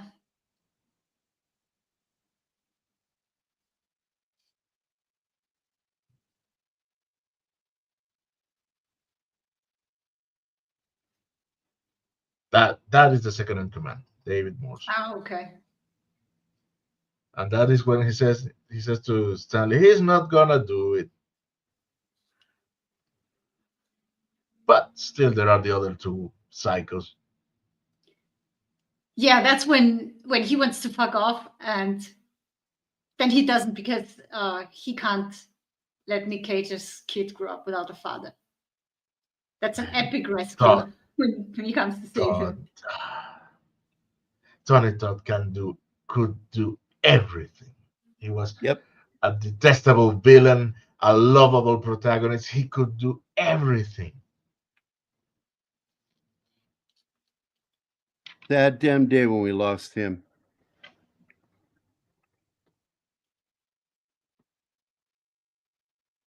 That one, he goes absolutely crazy.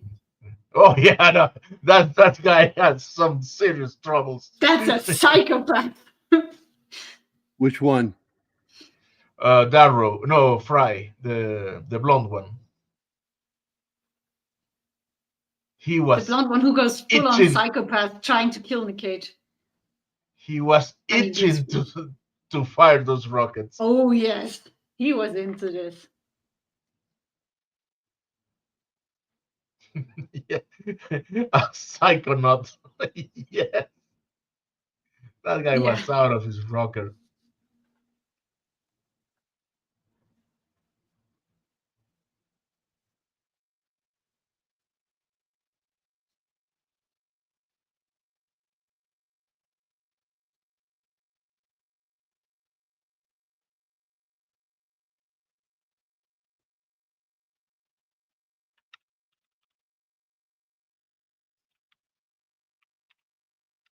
What's happening here? He came back to save him. Yes. Because he didn't want his kid to grow up without a father. Yeah. And he realized that he's fucked either way, so. And he gets paid back in the end.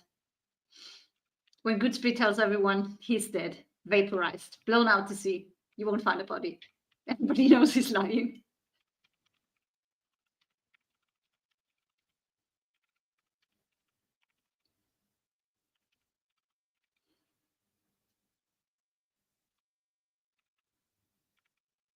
Did you know there was an idea to a sequel? Where Goodspeed is married with kid and then he needs to get in contact with him again because of the microfilm. He needs help with that. I don't know if that worked. Well, they never did it, but there was this idea. Yeah. And these two had a great chemistry in the movie, so maybe. Oh, yeah.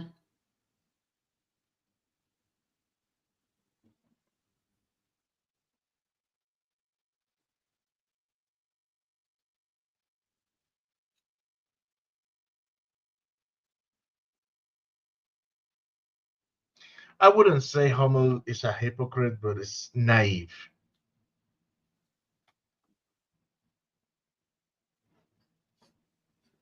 And yes, he should have made clear from the beginning to his people that the threat was a bluff. They wouldn't have done it then.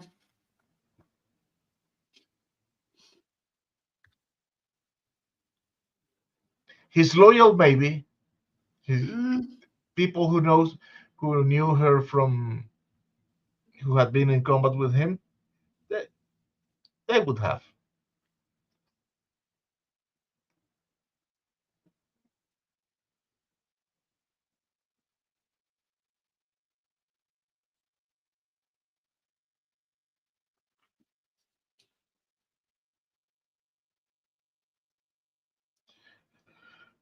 Only plasma-like fire to destroy this chemical.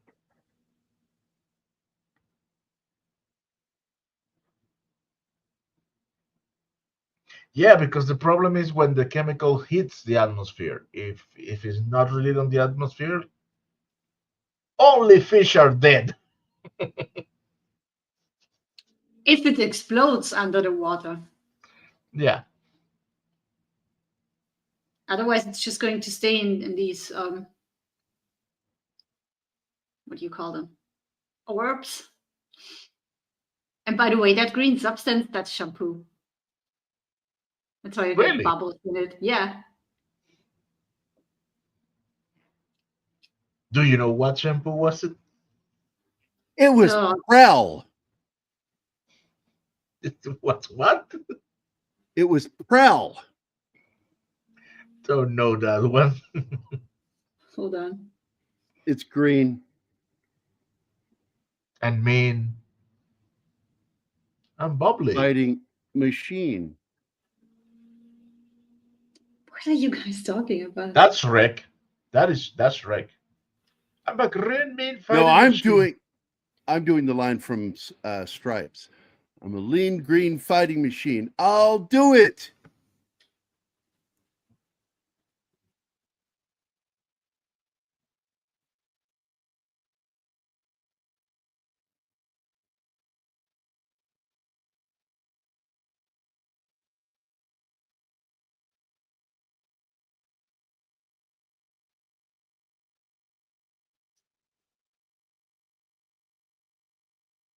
He was great at corn. Yes, he was.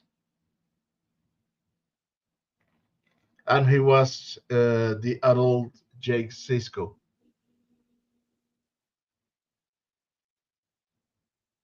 What are you talking about? Tony Todd, his Oh. story on Star Trek. You know, he only wasn't Worf brother.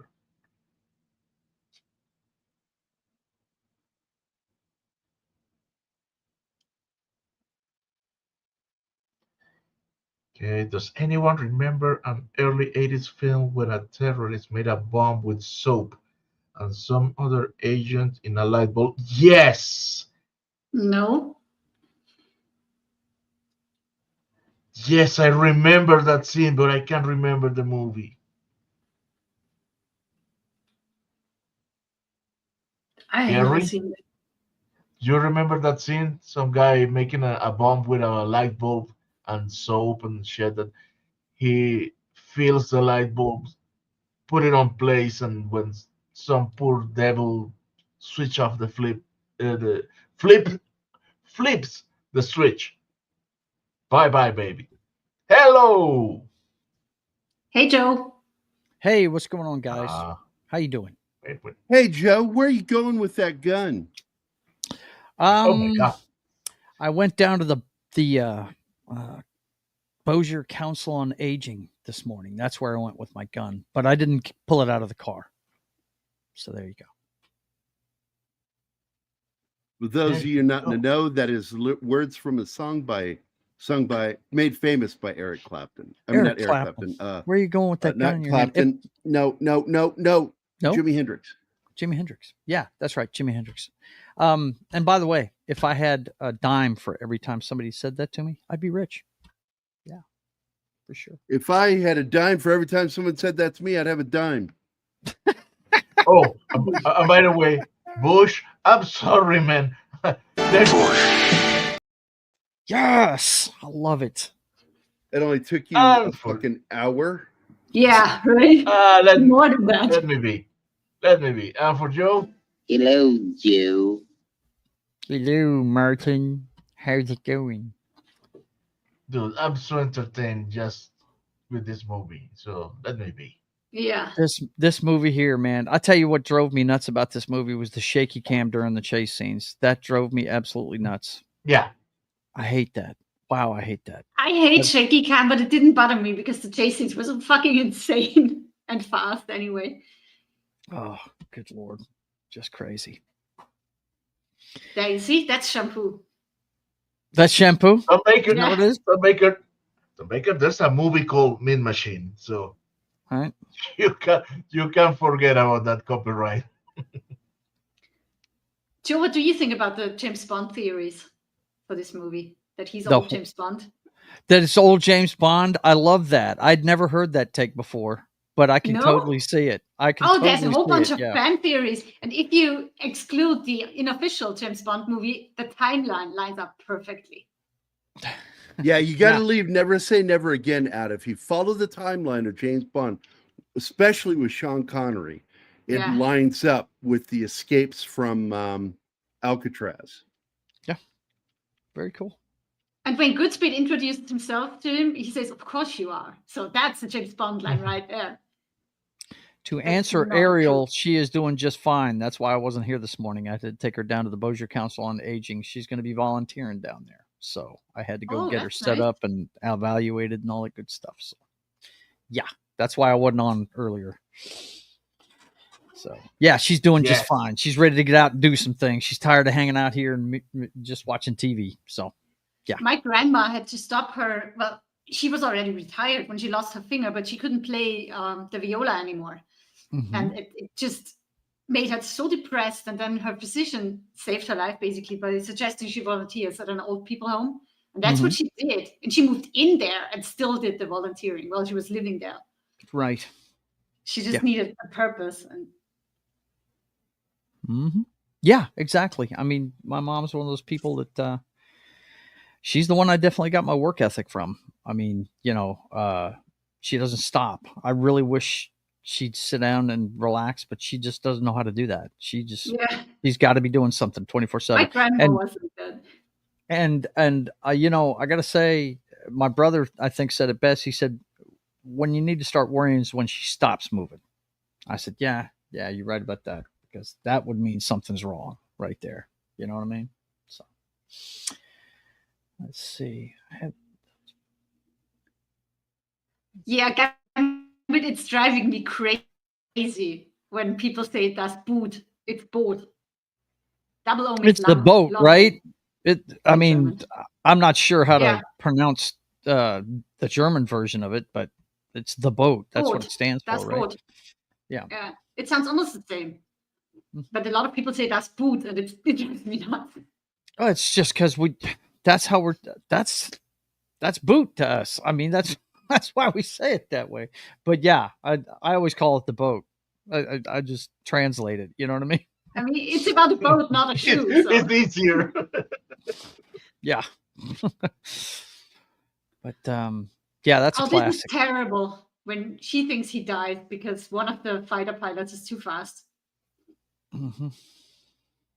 No, terrible is the thing with the injector. Right. Yeah. Yeah. That is not how the atropine works. No. At all. I'm pretty sure. Correct me if I'm wrong, Gary. Atropine just makes sure you die high, doesn't it? Well, atropine by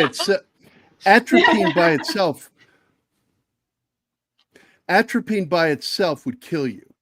Mhm. You have to take the second agent. That's why you're given a double ejector set Right. in the Army. Mhm. Yeah. And you take the atropine, you hammer it into your thigh, and then immediately open the next package, pull the top, and then you inject the second one. Mhm. The atropine saves you from nerve agent, but it will kill you. So the second injection is the agent that neutralizes the atropine and keeps it from killing you. Yep. And it was the craziest love it. fucking thing I ever heard. Yeah. I love it when he pulls him out of the water, Goodspeed, and says, I'm amazed you ever made it past puberty. The amount of times I saved your life in this. Narky as fuck. And that's very James Bond too. Yeah, look, it's the quote you put on the thumbnail is just hilarious. I love that line in the movie. It's great. Oh my god. Get your best. Right. Losers always whine about doing their best. The winner goes home and fucks the prom queen. That's it. Yeah. It's too good, man. Yeah, Many great lines. a lot of people love this flick. I'm not as big a fan of it, but I do love anything Sean Connery, man. So yeah, he's something else. And Ed Harris is great as the bad guy in this thing. So yeah, he is. I mean, you need to check your brain for all the science. Oh, you do? That Yes, doesn't work. this movie's way over the They don't top. know how shit works. It's way over the top. As no for doubt. an action movie, it's great. Mm-hmm.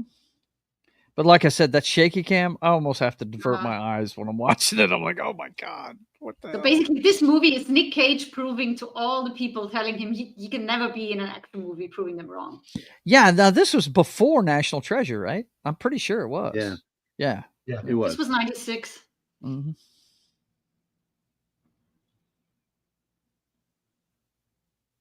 I mean, he's been in a few good action movies, but yeah, this was pretty much his first one, wasn't it?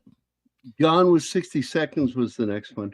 Yeah, Gone in 60 Seconds. There was, oh God, let me think. A body can vaporize, and he's, yeah, absolutely.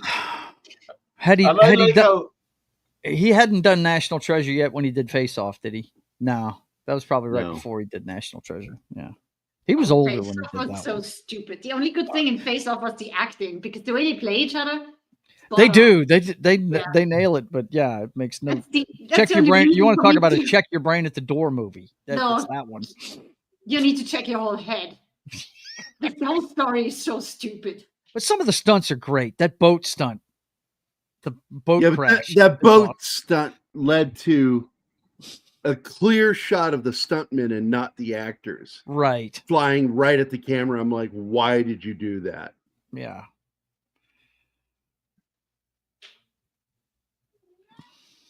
Schumacher should still be there. Well, we came up ashore. Are you having a seizure? No, he's reading the chat. Oh God. Help me. Whoa! It's a pretty damn good accent. Let's see. Somebody's getting rowdy there, Anima. Yeah.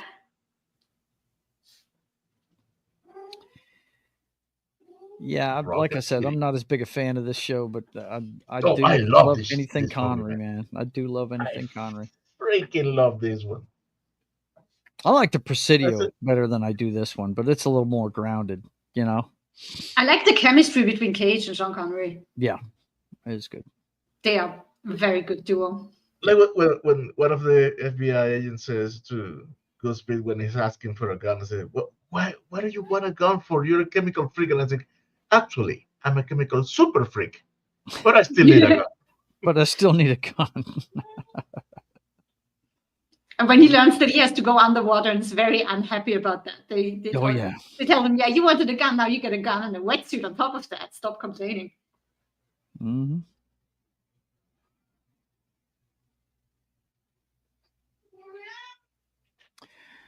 But yeah, You see, I think that's one of the things that I like this movie, that it was one of the first occasions in which they portrayed nerds positively. yes, absolutely, for sure, man. Yeah, and he gives him shit for being a nerd the whole movie too. You know? Yeah. Yeah. But yeah, they definitely do that. It's pretty cool. I don't know. I liked the fact that they have it on Alcatraz is a lot of fun. I've been there. I don't know if you guys have ever been there. I was stationed in San Francisco for No, they 3 never months. catch me. I was at the Presidio, and that place is creepy. And I hear that the current boss man wants to open it back up Yep. for some of the tougher criminals. That's so, what we heard here too. yeah. I've never been there. However, I've been to Croatia's island prison. That's Gorjata, Okay. meaning the naked island, because there was nothing there, and they were Mhm. completely self-sufficient. They had everything there. Hey, we have the beams of destruction here. What's up? Hey, what's up, memes? I mean, Themes of destruction. it's a very creepy place because they stopped using it after the war in the 90s, and they just left everything there. They packed their shit together and left. So it's creepy. There's, Wow. there's been a lot of no. right. There's been a lot of films made on Alcatraz, though. Didn't they shoot part of? I think it was The Enforcer. The final part of Yeah. that movie took place on Alcatraz, didn't it? Yep. Of course, the Clint Eastwood. He was in a movie from called Alcatraz. Alcatraz, wasn't it? Yeah, Escape from Escape from Alcatraz. Alcatraz. Yeah. He's playing the real version of what Sean Connery's character is supposedly. Right. Yep. The only Yes, guy to sir. get out. Did they ever have an escape from Alcatraz? That one. The official report is no. But however, there are 3 bodies that never were found. Oh. So you never know. Okay, I got you. They're believed to have drowned trying to leave the place. Is that what Yes. it is? Supposedly, but there are letters from family members. They say that they wrote them or that he wrote them. Wow.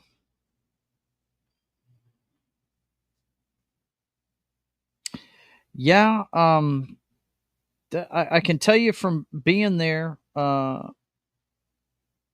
that they call that place the air-conditioned city. And it's because that bay is so cold because it's Yes. Northern California.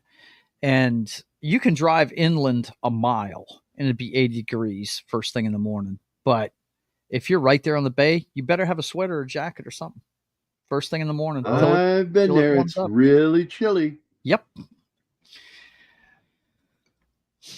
Clint went down in the San Francisco Bay, right? Clint Eastwood. What? He did what? Clint Eastwood. What about him? He about was him? in a plane when in his military days. He was in a military plane, and they. Oh yeah, he went down and had to swim to shore. Is that right? Yeah. Him and the pilot. Yeah. I do know that he was the mayor of Carmel, which is an hour north of there. That's where I met him in his bar while I was there. I knew he was there, and I was the only guy with a car. I drove us all up there just so we could say we went to his bar, and he happened to be there that night. It was pretty cool. Gambit. Yes, Zulu is on our to-do list.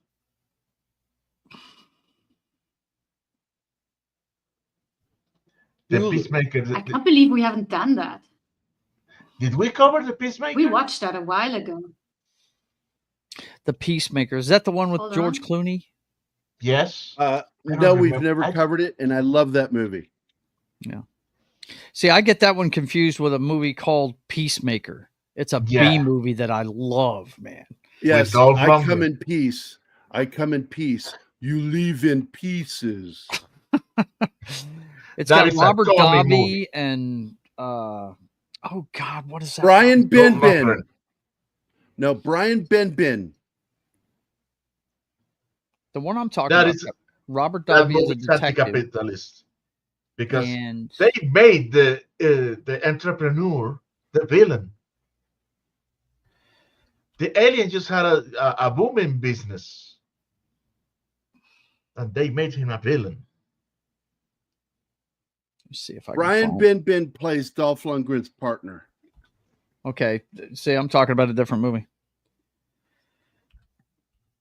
I mean, this is, you might even classify this as a C list movie. Here it is from 1990. Peacemaker stars Robert Forster. He's the bad guy in it. Lance Edwards. Oh, right. Yeah, The Lance guys Edwards. that, Robert Davi is the detective that gets the guys that regenerate.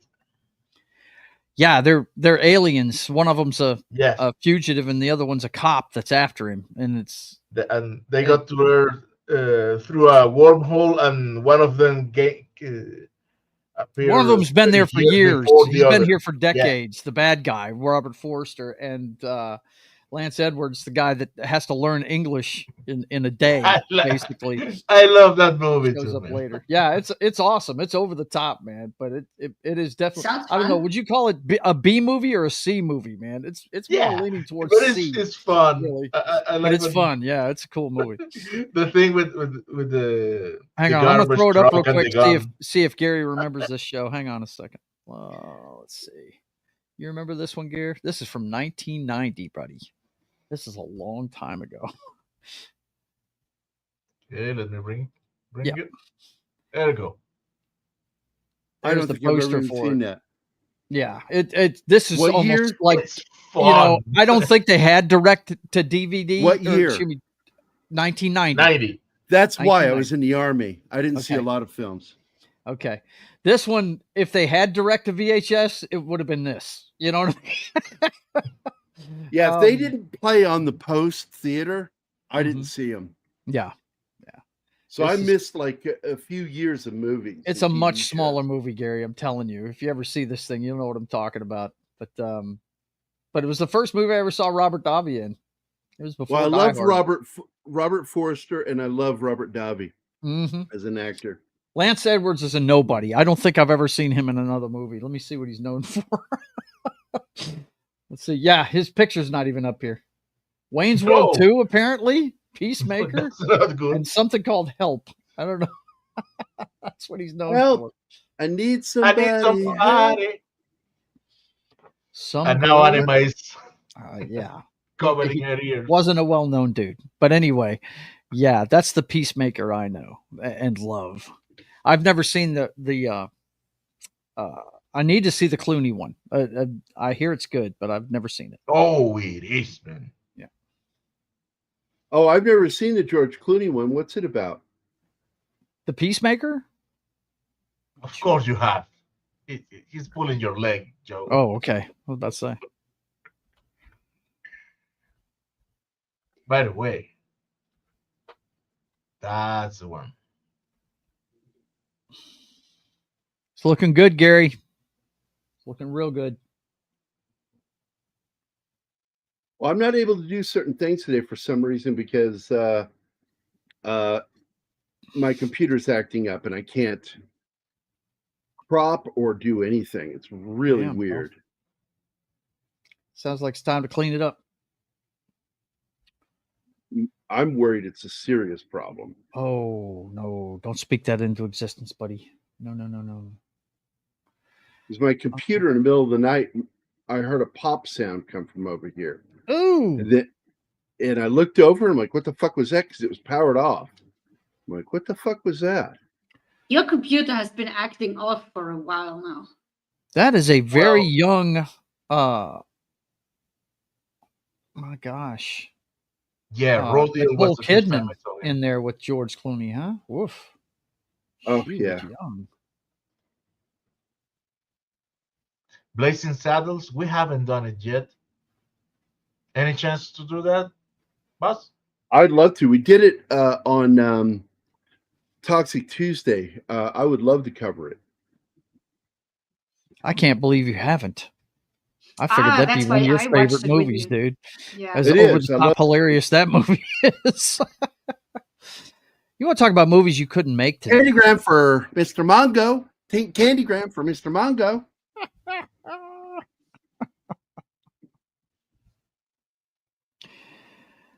Oh.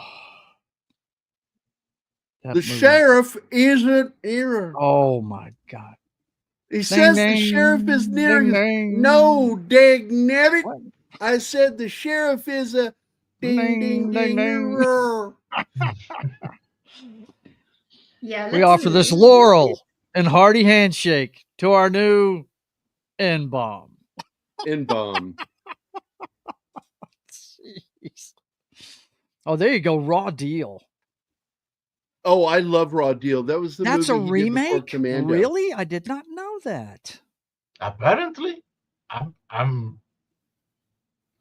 Hmm. 1948. I thought have Raw to look Deal for was that one of the better lower tier Schwarzenegger movies he made. Well, Always it been a was. fan. About Red Heat. Have you ever done that one? With him and Oh Belushi? yeah. Oh, that's a good one. I don't think we did it. Really? No, we haven't done it, but it's a fun movie. James Belushi, that is. Not John, guys. He was gone by then. Hmm. But yeah, James We Belushi. refer to James Belushi as the lesser Belushi. The lesser Belushi. Ouch. The easiest way I know to do it is I call James Belushi and I call John Blutarski. This is what I call him.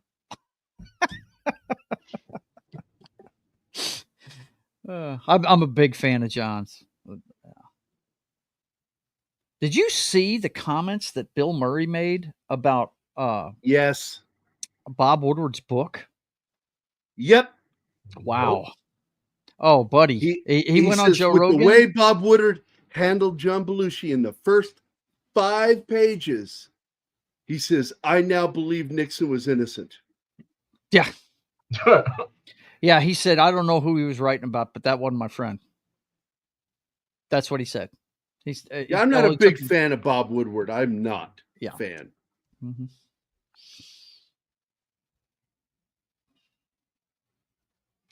Yeah, I read that book and I was like, wow, man.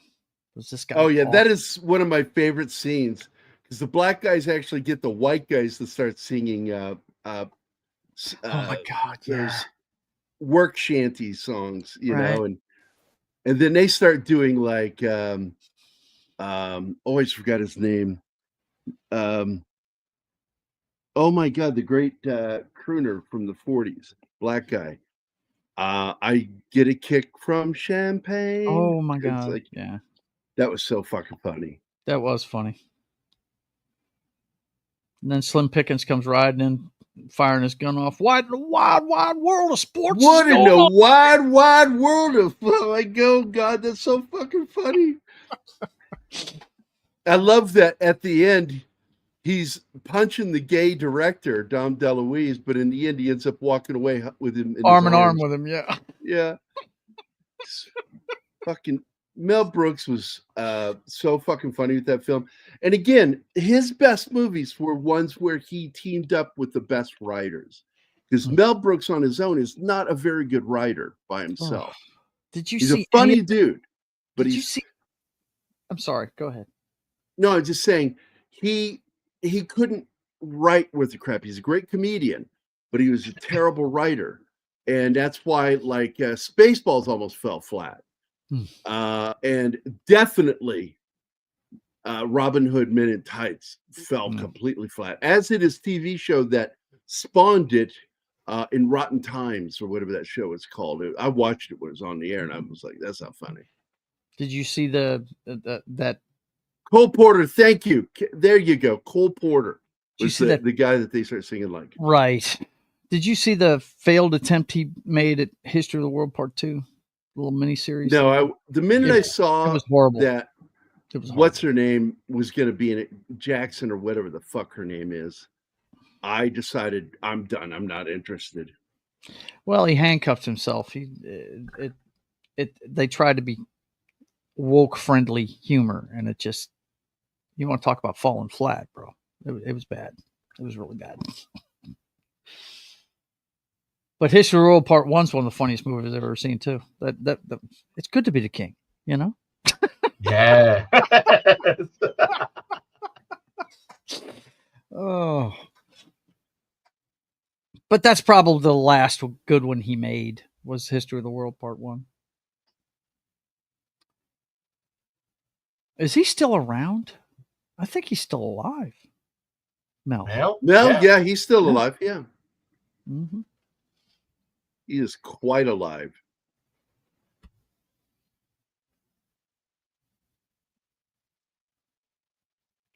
Gary is closer. Yes, he is. I am now going to move us back to here. Speaking of headaches, man, I have a headache. Yeah, Anne Bancroft, she was something else. She was a great actress, but I bet being married to her was an ordeal.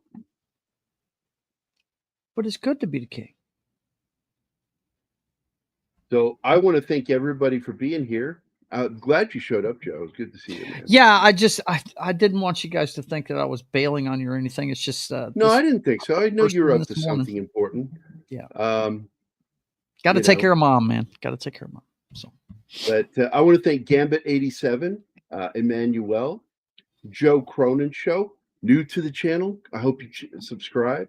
He's got a great channel. You should check it out if you're a wrestling fan. Joe Cronin is a monster. He is fantastic. I would love it if we could get another wrestling show going. I'm not into wrestling enough. Really? I would love to talk MMA and boxing, but I could not talk pro wrestling. And you did the show with Danny and that other guy, and I can't think of his name right now. Johnny Rock. That's it, Johnny Rock. Mm-hmm. And I missed that show.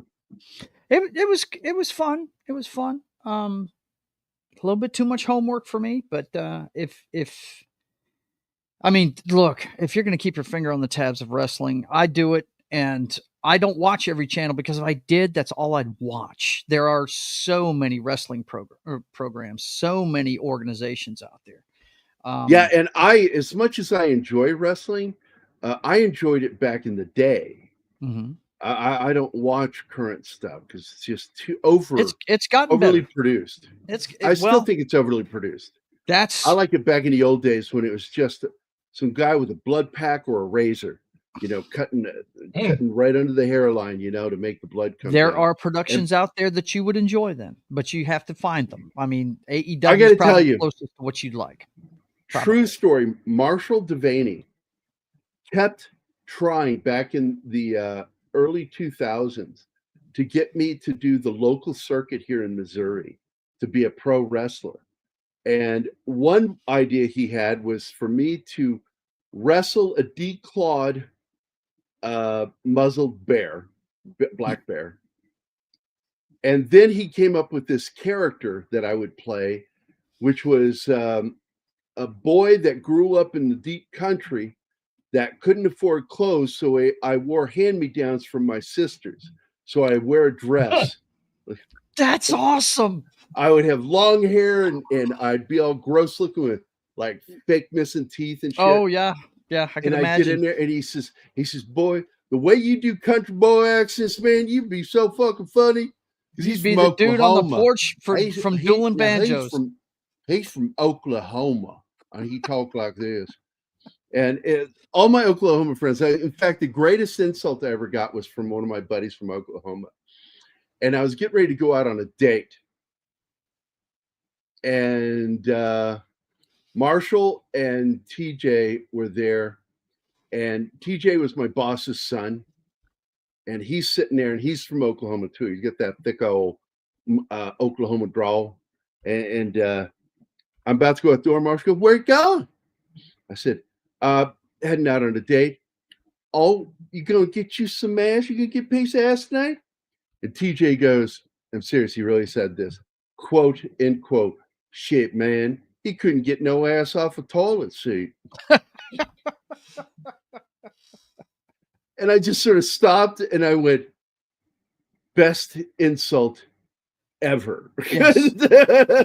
I had no comeback to that. I went, "I will see you fuckers later." And I just left going, holy shit, he burned my ass. It does not surprise me with your size that somebody tried to get you into wrestling, bro. I'm not shocked by that. Well, I'm a giant fucking human being. And he was like, "Man, it'd be great, man. You get a fan base, people writing you, sending you money." And he says, "Not to mention you get paid, and I'll be your manager, and I get a percentage of that pay." And I went, whoa. I got to go do the hard work. That's it. You got to take the bumps, man. But I mean, if you'd like me to get that started again, I can reach out to some guys, and I just have to find the right day to do it. I'm too old now, but as far as doing a show, fuck yeah, I would love to bring that back. I like the fact that we had something about wrestling, and it doesn't have to be on Sunday. It could be because I don't do shows on Tuesdays or Thursdays. We have morning shows on Tuesday and Thursday with the Chief and with Keith. And wow, Chief Keith, that's almost a rhyme. Anyway, it's almost a rhyme, it's so like later in the day, something, because I think it should be done at a more relaxed time in the afternoon. Or even early evening, like after you've had your supper, just go jump on and talk. That's when a lot of them do it. I know my good friend Etep Woki, and he changed the entire name of his channel, Horror with Wrestling. That's when he does his. And show. I know Etep. I know who he is. Dude? He's wrestled. He's done some small local wrestling. I know a lot of those regional, small town wrestlers. Etep's one of them. I know another guy from here named the Pitbull. James is a good friend of mine. He was one of the guys that he was the last holder of half of the team that held the last what's it called? Mid-South Wrestling's tag team championship belts. He's still got it. And that now this is how old this is, guys. Mid-South, that's back in the regional days before the WWF became all that stuff. I mean, disrespect. I think it went defunct in the 90s, like early 90s. And that's when he was wrestling for him. So, yeah, I'd love to do a wrestling show. You know me, I love the history of wrestling and all that good stuff. Maybe we start up the State of the Apron again, man. You know, let's talk about it, dude, because I would love to have another show dedicated to that. And of course, you simulcast to your own channel. Of course. So, Mm-hmm. Did somebody ask about the Officer and Gentleman? Did I see that? Yes, I put in the link to the show in the chat. Okay, good, because yes, we did do that. Anima really enjoyed that film. I love that movie. I'm not a Richard Gere fan. I think he's a complete fucking douche in real life. Always has been. He is, but When tailor Stallone made for that did it- role. Yeah, He plays a good asshole. He does. And yeah. when Stallone did Lords of Flatbush, he got him fired from the film because Richard Gere got like a nasty chili dog or something and got into Stallone's car. And Stallone goes, "Hey man, don't you get any of that on my leather, man? It'll stain the leather." Mm-hmm. And Gere just laughed and then proceeded to get chili on the seat as well as on Stallone. And Stallone threw him out of the car, then went to the producers, says either he's gone or I'm gone. And they chose Stallone. Stallone, of course. I've heard rumor that Stallone started the gerbil story about him too.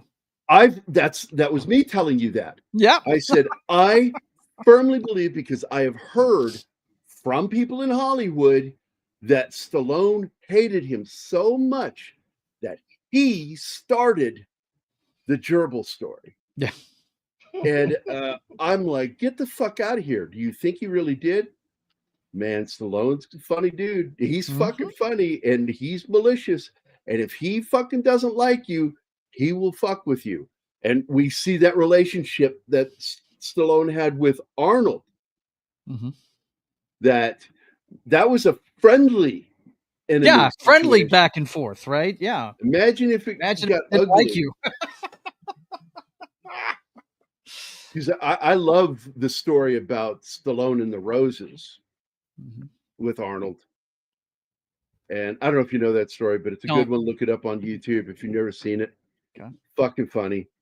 It's hard to believe those two became best fucking friends. Yeah.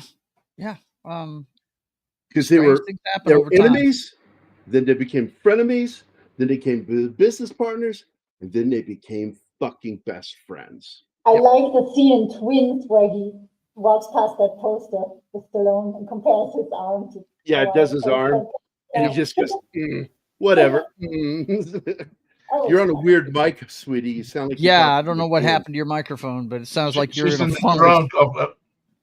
She's inside the trunk of her kidnapper. Is that what it is? Yeah, She's been kidnapped. Okay. I'm trying to give her good information that it's StreamYard does that. It'll switch you out. Yeah. Gambit, just to let you know, completely froze a bit earlier, so there's still good wrestling out there. The problem is you have to go find it, and there is a niche out there for everybody that enjoys wrestling, no doubt. Well, Alpha, the story I heard in that regard was that he asked if not to pull it out, but to change the batteries on the gerbil. Oh, that's an old joke. If you ever heard it, got a vibrator stuck up my ass. Yeah, it seems to have stopped humming. He goes, oh, he goes, yeah. He says, you think you can get in there and change the batteries?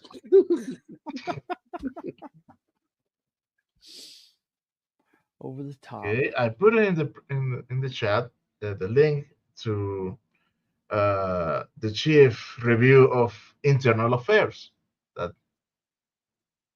somebody was mentioning here.